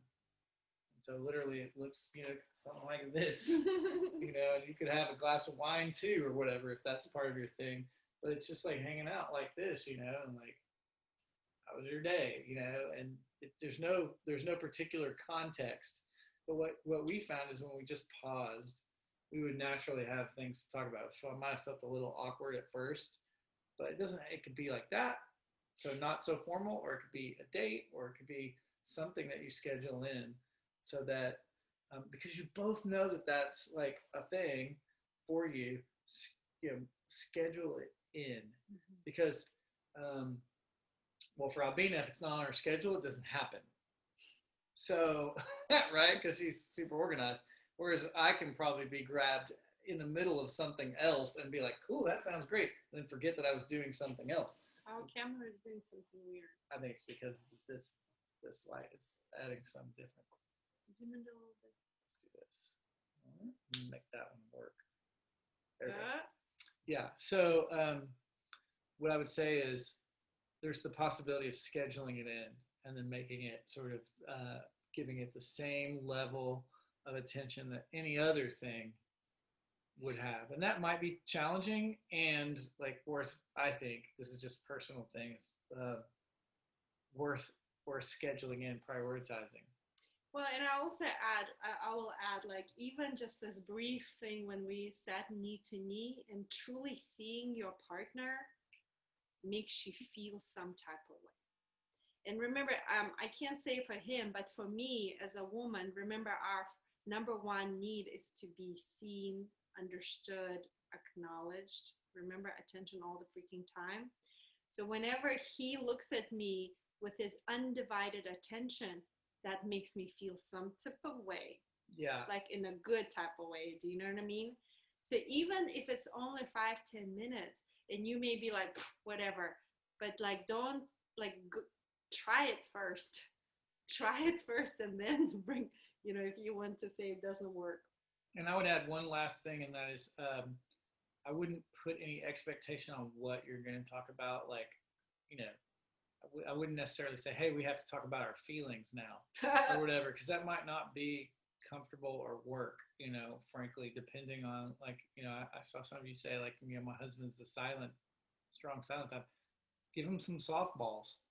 Remember, tell me about your day. Pretty much anybody can do that. Right? Now remember, men, 7,000 words, women, 20,000 words in a day. Our vocabulary, our ability to speak and express ourselves generally is much more, so much more than a man's. You know, years ago, I took this, course for executives, and one of the exercises was actually describing how you feel, you know, as a leadership technique training. And do you know that they had to type in the words, because the vast majority of the people who go through that training are men. In my group, it was 25 men and me. I was the only woman in the group. They had to put the words for men because men just don't even have that vocabulary to even describe how they're feeling. So my classmates would look through the words on that list, identify the word that resonates the most, and then they use that word to describe it. Men just don't have, generally, you know, they don't have quite the depth. Well, Roger's pretty good at it. Well, I would say actually most people have a hard time sussing out their feelings, what they're actually feeling. And there's this thing called the emotion wheel. You can look it up. There's a thing called an emotion wheel. And that emotion wheel has like the big emotions, angry, sad, you know, whatever. But then it has little more subtle pieces like, oh, what I'm feeling is frustrated, you know, and that's actually can be really helpful, especially now when there's so much going on in the world. Like it's hard to get tuned into what exactly it is that we're feeling, because this is such a novel moment when we're in the middle of a pandemic. But also like things that maybe you're not used to dealing with, right? Like things that are coming up, like, oh, this is what I'm feeling. And that emotion wheel, and there's many variations, but psychologists use that as a tool to help people identify what they're feeling. When you have some clarity around what you're feeling, then it kind of like, there's some resolution already just by naming it, right? Like, oh, all this, whatever was going on, that's grief, or that's anger, or that's frustration, or that's annoyance. I'm annoyed by this thing, you know, or whatever it is. And that's helpful because that helps you sort it. Because as soon as you can name it, then you have more access to the resources, as Albina will tell you. So thank you for sharing, Aline and Thomas. And I would say, like, this is perfect that y'all are in this discussion. And I will say that, like, quality time being in this training is potentially quality time, right? Like doing this thing together is opening up a lot of potential for quality time. Go ahead. You're going to I answer. want to address Maria Inés's question, which is really good. It's in the chat. Maria Inés is asking, is there a ratio between polarity and things in common? Thank you so much for asking this question, Maria Inés. In order for a relationship to work, you absolutely have to have things in common. And just like yoga, just like life, there is this and, right? It's a constant dance. So in order for a relationship to work, absolutely, you have to have some big things in common, right? Maybe political views, if that's important to you. Your outlook on, like, for us, it's important for us both to grow. Maybe similar views on children. Faith, things like that. It's absolutely important to have things in common in order for a relationship to work. And with all of that, it's also important to have polarity, which is differences. Otherwise, look, the only difference between a really great friendship and an intimate relationship is intimacy, right? Because if you were to look at your close friends, you love your close friends, you have things in common, like, the only difference between your friendships and your intimate relationship is intimacy. And intimacy comes from polarity, right? That spark, that passion, that fire between you two. The possibility of romance is the other piece, right? And what I would say, to add to what Maria Inés was asking, it's like, you don't always have to have the same things in common, right? And so I told you about the 5 human needs. 2 of the key 6 human needs. 2 of the key 6 human needs. One is certainty, right? So some familiarity, right? Like, like this person likes dogs and you do too, right? And this person, is like believes in science and you do too. And another one is variety. If you had exactly like every single thing was exactly the same, you'd get bored because you'd just be with yourself, right? And so, there has to be enough difference to keep you interested, to keep you, on your toes. And so, yes, you have to have polarity too. And that doesn't mean, like, in fact, Abina and I like a lot of the same things, and we totally like different things too. Like, there's a lot of things that she really loves that I don't care about at all, and there's a lot of things I really love that she literally doesn't care about at all. To kind of to make it a little bit funny and to help you remember that, when we were dating, Roger's really into indie rock. I don't know if I recommend this, but anyway. But anyway, so I went to every single rock show with him. Like, I dressed up like indie rockers. Like, I went to every single show with him. I would nod my head. I'd drink Pabst Blue Ribbon. I did everything. I even read, like, this article is like, so you want to be an indie rocker? Like, I really wanted him to like me. So I did all these things. And then we got married. And Roger, like, bought tickets to some show. He's like, hey, the show, this band is coming to town. Like, oh, we're going to go. And I'm like, I'm not going. And he's like, what do you mean? I'm like, I don't even like that music. Like, I'm not going. I don't want to go. I don't want to go. And he was like, what do you mean? I was like, I went only because I wanted to be with you. But now, like, we're married. I want to go. And, like, so now, like, he does his own stuff. Like, for a while, he was into triathlon. No, wait, the next part was, well, can I go? And then she was like, yeah, go. I don't care. So that was important too. That's right. Right? Like, yeah, go ahead. Go with your friends. I don't care.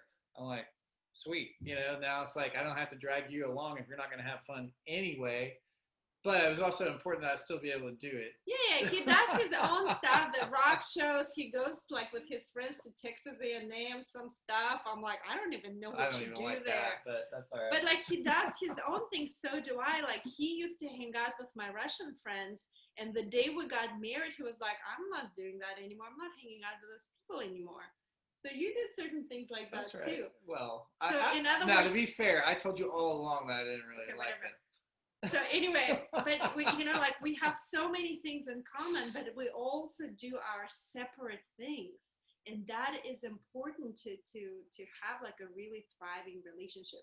So Maria Inés, let me circle back with you. Does it make sense? So things in common are important, and polarity is also important. Yeah, I want to talk. I want to talk a little bit about certain disciplines. So I like that Roger started with saying that, it's a discipline. Things like success leaves clues, and certain people are successful in different areas of life. In the areas of life where they're successful, it's because they have certain disciplines, something that they do to be successful in that area of their lives.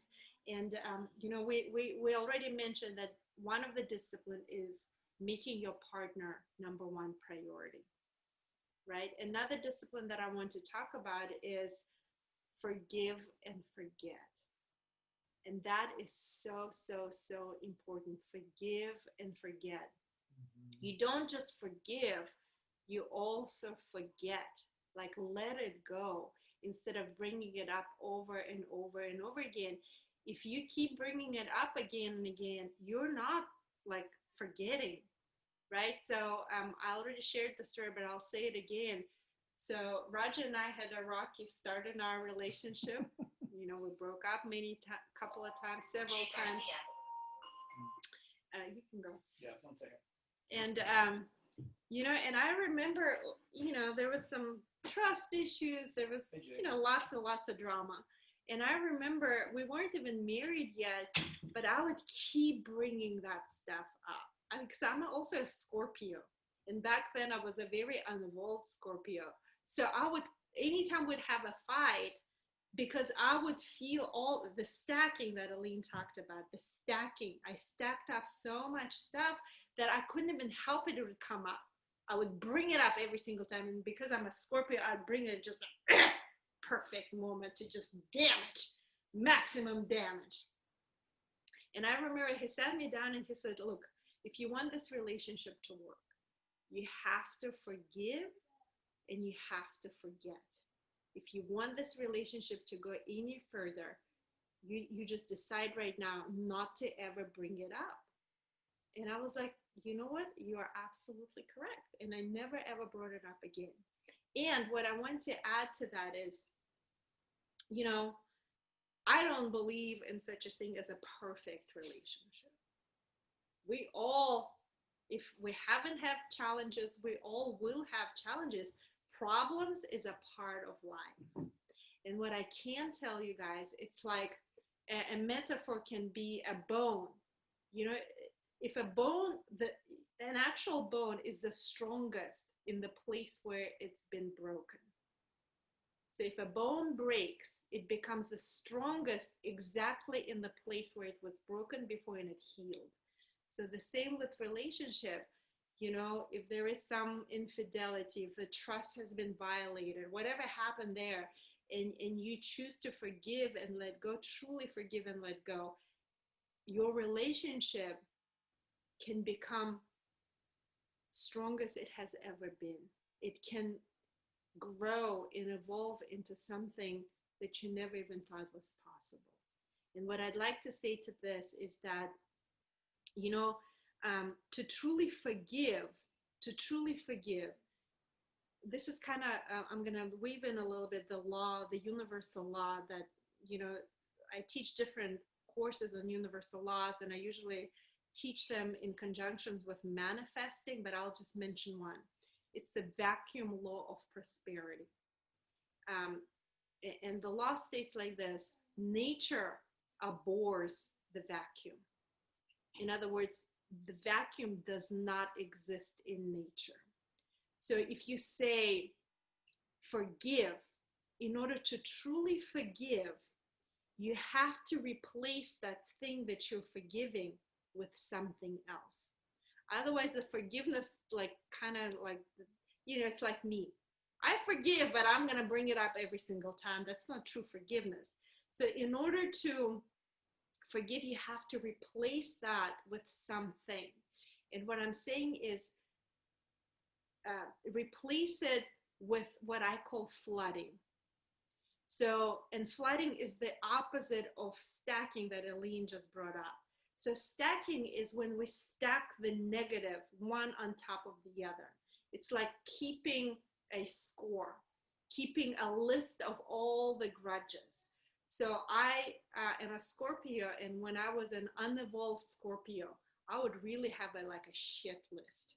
I would have a shit list on every single person, every single way this person has ever crossed me, and Roger had the longest shit list. I would remember every single thing he's ever said or done. And partially, it's not, I'm kind of making fun of it, you know, as a Scorpio, but actually women, it's not that we don't ever forget. It's just the way our brain works. Men can process something, an event, words that were said in a moment of passion, and they can store them in the left hemisphere of the brain as an information. It's just stored as information. For women, when we process information, both parts of our hemispheres light up. In other words, we link up information with emotion. Remember we talked about it, the corpus callosum is 20% thicker in women. We link up information with emotion. That means we don't forget. We simply cannot forget because we link it up with emotion. The simple way to illustrate that is 9/11, right? We all remember exactly where we were on 9/11. Why?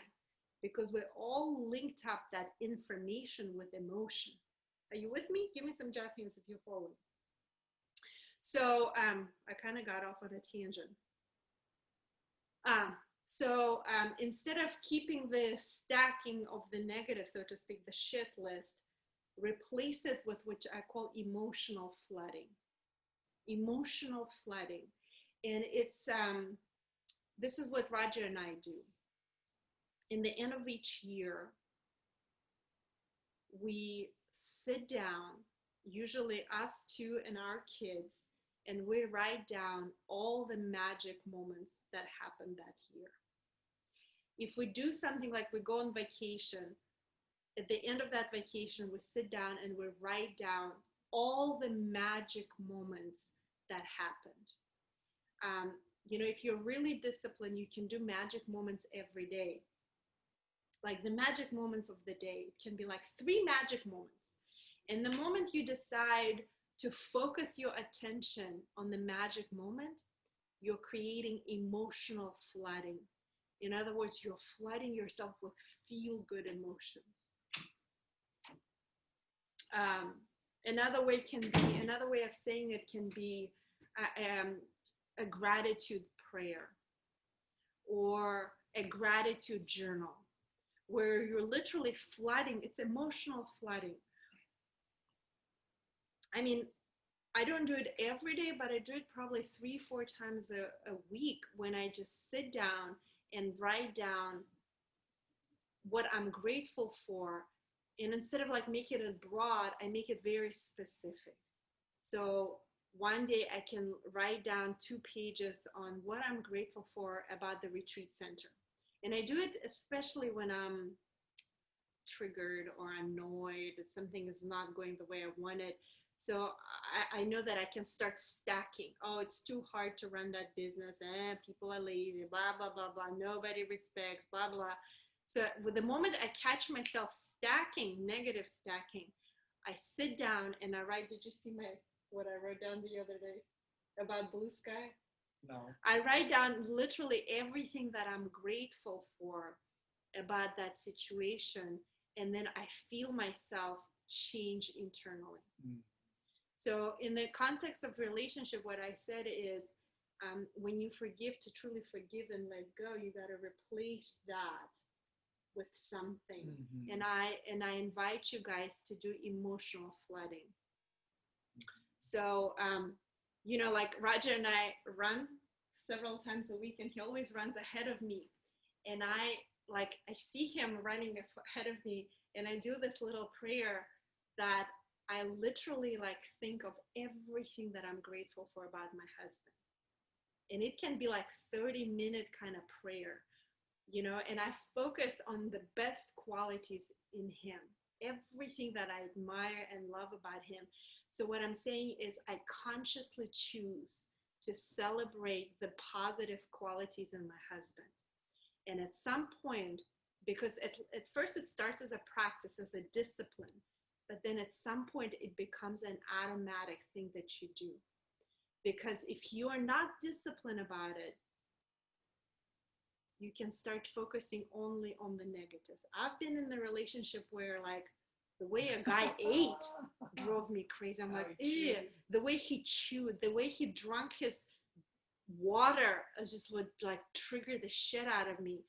And like anything that he did, the way he like wiped his mouth, the way he talked. And I remember like every little, at some point in that relationship, I just like woke up one day and I was like, everything about this guy is irritating me. It's annoying me. It's because I stacked so many negatives around him. At some point, I couldn't even be around him anymore. And I'm not saying that any relationship will end up like this. What I'm saying is the discipline is focusing on the things that you consciously choose to appreciate and celebrate about your partner. Do you have anything to add about that? How about that, man? Do you have, am I making sense? Do you have any questions about that? And that is, do you see why I call it a discipline? Because it does not happen on its own. It's a conscious choice to focus on the good things. Emotional flooding is in positive emotions. And at some point, it becomes an automatic thing that you do. Roberta, did you have a question?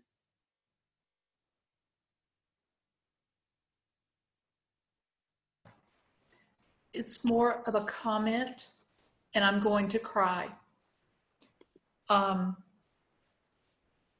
You did the unzipping thing with me during our yoga teacher training. And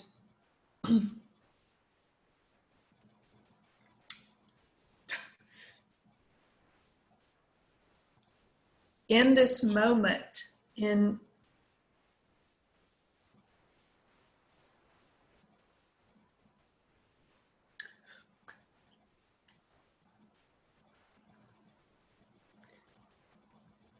this bit of time here,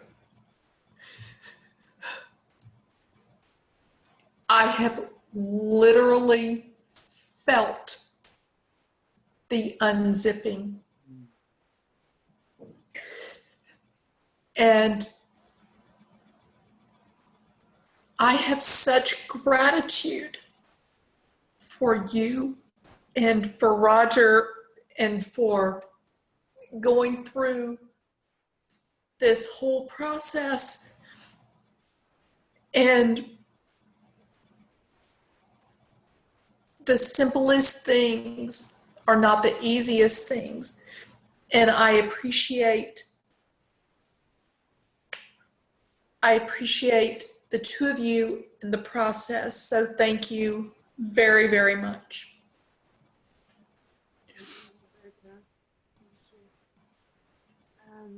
I'll explain what the Yes. unzipping So is. unzipping, you know, there's so much I want to share with you guys.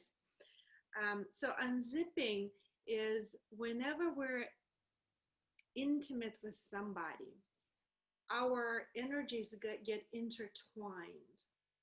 And sometimes in that intertwining of energies, we're no longer 100% whole. So meaning that, you know, you can call it codependency or whatever, but meaning that, you know, I'm not 100% whole, he's not 100% whole. Somehow within intertwining of energies, we're leaking energy. And our power comes from wholeness. And whenever the relationship ends, a lot of times we're still zipped to the person that we're no longer with. And we are not 100% whole.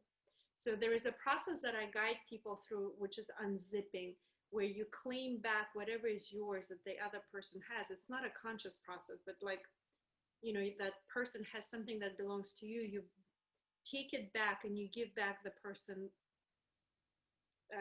that needs his stuff. So, and then you unzip so you can be 100% whole. So remember, so we did that on Roberta the other day, and it usually happens like, you know, the relationship could have ended years ago, even decades ago, but you still feel some type of way. You know that you need to unzip. So whenever you feel some type of way, it's just one of the signs that you need to unzip. So that guy, remember I just told you about the guy who irritated the crap out of me when he was like chewing and like whatever spoke? I just did an unzipping on him like 3 years ago, because I was like, dude, this relationship ended like 20 something years ago. Why is it that anytime his name pops up, I get like a twitch? You know, like somehow I'm like, ugh. I mean, the relationship ended 23 years ago. What the heck is going on? So like, to me, I was like, oh, I need to do unzipping. And I did unzipping on myself. And now I can be totally fine. Like that person doesn't no longer, it's just, I'm neutral. So anyway, it's a really powerful process that I do. And if somebody wants to do unzipping, I'm happy to help. It's a very, very powerful process. But thank you, Roberta. Yeah, and sometimes when we're not, when we're still zipped to someone else, it's hard to be wholeheartedly with someone else. That's right. Right? Because there's maybe space in the new relationship that's being taken up by an old relationship. And, you know, I'm not talking about I'm still in love with somebody else. I'm talking about, she's talking about stuff that you're kind of carrying, maybe resentment, could be, you know, something like that. And that can occupy a space that really ought to be given back to yourself first, and then available, right, to be part of the relationship. And that's kind of why it can be important at some point.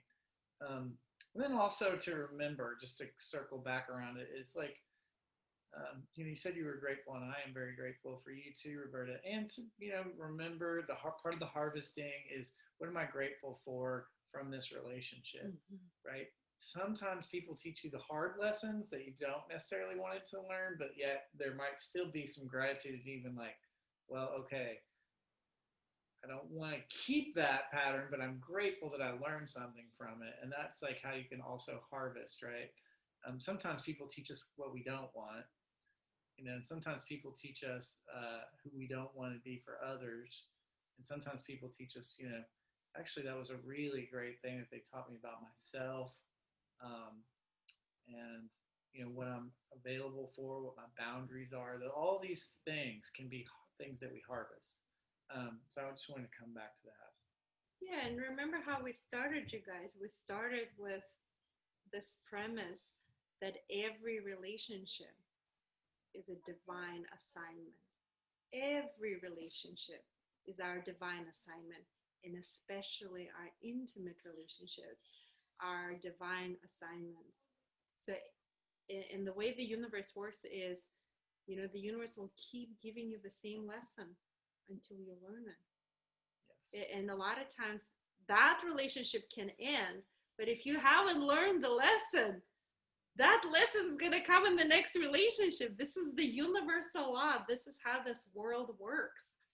So like for Mara and for Roberta and maybe whoever else hasn't shared, but if you're in the period of your life where you're not yet in a relationship, or maybe one relationship has ended and you really want to like manifest, create the relationship of your dreams, now is the perfect time to reflect and harvest.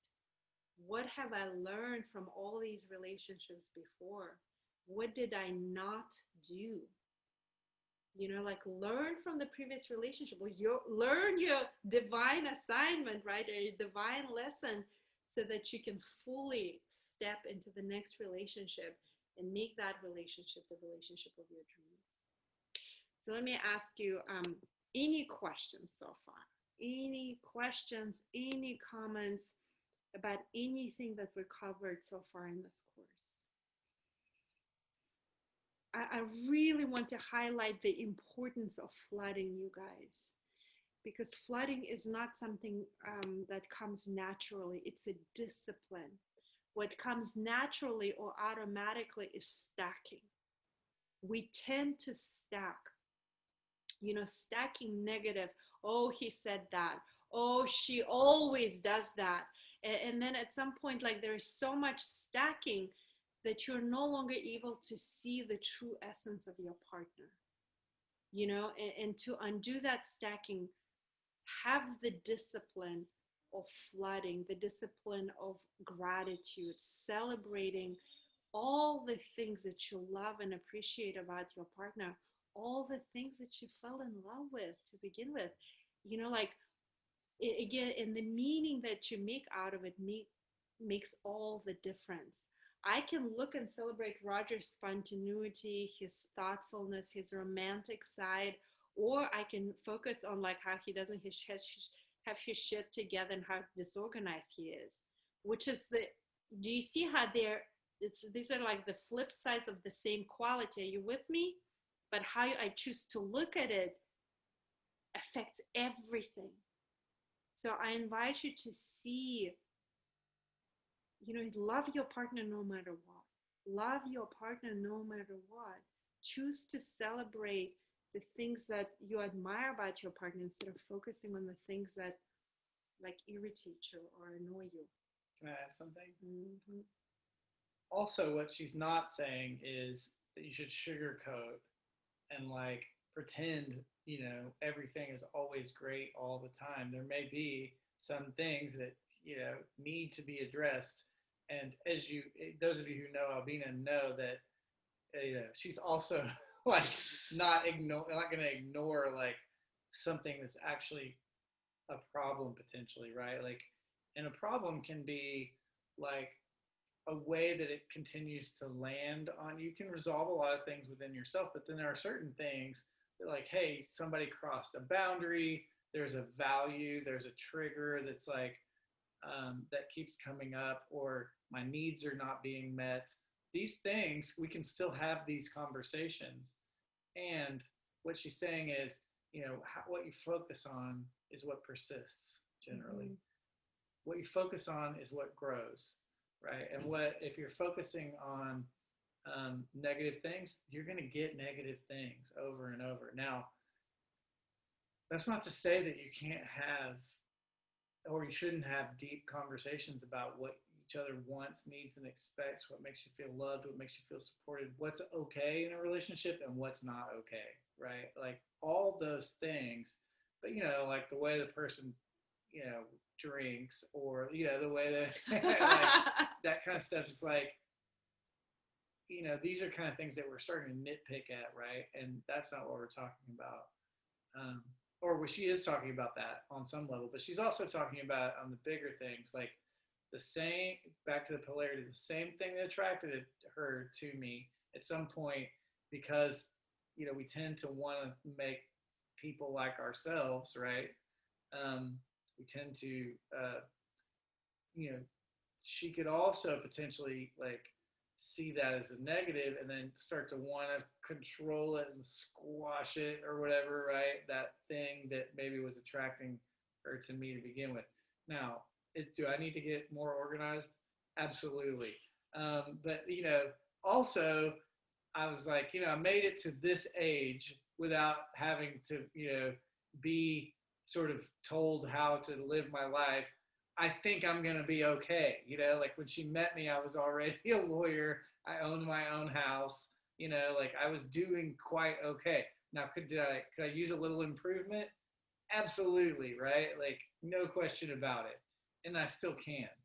And it's really not her job to make me improve either. Right. It's like, I have to want to. And part of it is, this goes back to the question that I saw in the chat. It's like, how do I get my partner to even do something like this? Maybe they won't, maybe they won't want to do this, but I think if they see a change in you, through how you're approaching things, they're going to be like, what's going on? You know, like I'm taking this thing and I'm going to learn how to love you better, you know, and make our relationship, and you don't even have to be a part of it if you don't want to, you know, and it'd be great if you were. And I'm like doing all this great work on my own. And I think someone who's like really feels the impact of your shift will also have a shift. This is a lot of what yoga is about. It's like I can't change what's going on outside of me, but I can change what's going on inside of me. And when I change, this is the paradox. When I change what's going on inside of me, in other words, when I have a shift, when I have an expansion, when I am able to see through the eyes of love different things, it does ripple out and change your reality around you. And no better reality than the reality of your own relationship with someone, you know, an intimate relationship with your family, your friends. So the work of yoga is internal work mostly, and the work of relationships, a lot of it's internal work. Now we are going to talk about how to have those, you know, challenging conversations and to do that in a loving, healing way. And we ran out of time, but we have Wednesday to do it. So we'll start with that next week. But the point is that what she's not saying is just sweep everything under the rug and act like, you know, everything's okay all the time if it isn't. What she is saying is consider shifting how you're looking at things and what you're looking at. Because something drew you to this person. There are some positive qualities that drew you to, and now you're choosing to focus on these negative things, and that'll tend to snowball. And by the way, anybody can point out what's wrong with something, right? Like that's what the human brain does all day long. It's designed to point out problem. And one of our, do I have time? I have a couple minutes. Is this okay if I tell a story really quickly? It's a short one. So there was this woman who used to come to our yoga studio, and she would write us long emails about all the things that were wrong with the studio. And I was like, good Lord, this woman's like, I mean, she was like, there was a piece of hair on the floor. It had this, it had that. This thing makes a lot of noise. The shower has this and that, blah, blah, blah, blah, to the point where I was like, is anything okay? Like, is anything okay? You know, like, but yeah, this person came all the time. And then every time she came, she would send an email. I was just like, Lord have mercy. So I kind of tended to ignore that. I tried to ignore it, but it was just like, well, in my way of kind of working with it, it's like, well, I mean, this is better than like a Yelp review or whatever. I guess she's getting it out of her system yet, and she's still coming. And so she's obviously, there's something she likes about it, but every time. Well, a couple years later, she came to teacher training, and she was in teacher training, and, you know, she was having like a lot of epiphanies and all this stuff. And yet she was kind of in this place of like, you know, even when she taught, she was like, yeah, don't do that. Don't do this. Yeah, stop doing that. Make sure you don't do that. And then like my feedback was like, I don't know if you know this, but like you wrote like 4 years ago, I used to write these emails, and like you were really good about pointing out what was wrong with everything. She goes, well, I'm a quality control analyst. That's my job. It's like all day is to point out stuff that's wrong. I'm like, consider that you're bringing your job into everything, you know? And she was like, oh my God. She's like, how did you even remember? I'm like, I couldn't even forget all the stuff that you would write, like these like multi-paragraph things that, you know, and in that moment, she realized like she was doing that everywhere, you know, and she's pointing out all the things that were wrong all the time.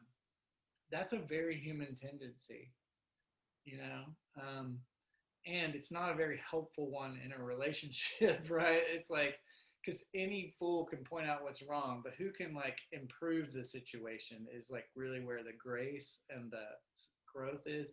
Like, what is it that what is it that I can do, and how are we going to work with this in a loving way? Now that's real, like, that's real advanced work. Like, that's not everybody can do that, or not everybody has the patience and the capacity to even see that pointing out problems all the time is in itself a problem. You know what I mean? So what I want to say about that is that, you know, your job in the relationship is not problem spotting, quality control analyst. Nobody's role is that, and nobody wants that. You know, like nobody wants a quality control And analyst. remember, men especially don't want that. Yeah. But really quickly, I want to address Linda's question. And she brings up the same point that her husband doesn't want to talk about it. He wants her to do something about it. And I just want to remind you, Linda, that, you know, this is ultimately the differences between the masculine and the feminine.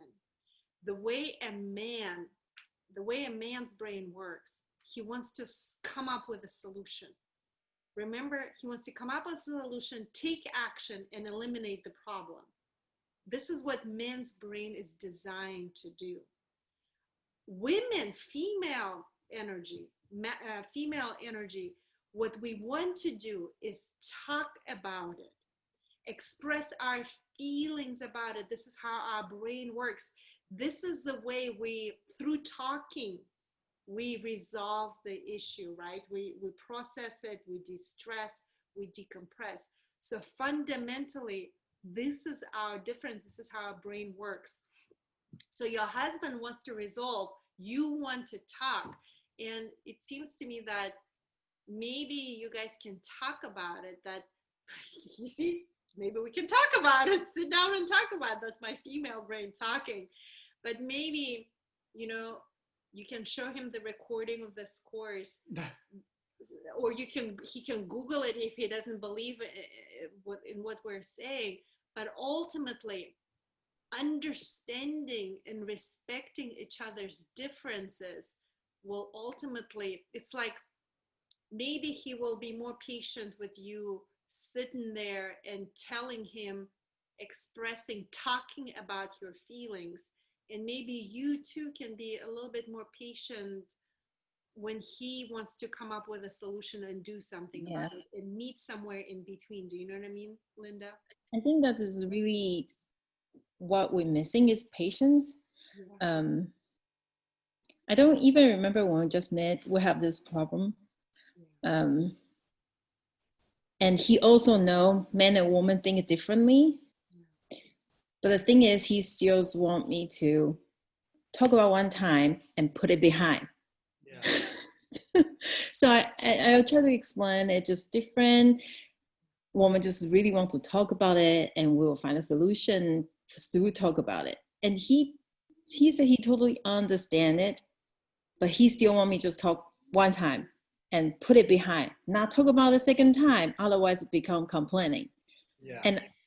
And he also showed he understand women men's differently, but I still don't know, do you really understand that? Can I just allow to talk about a second time? So, and maybe you guys can meet each other somewhere in between.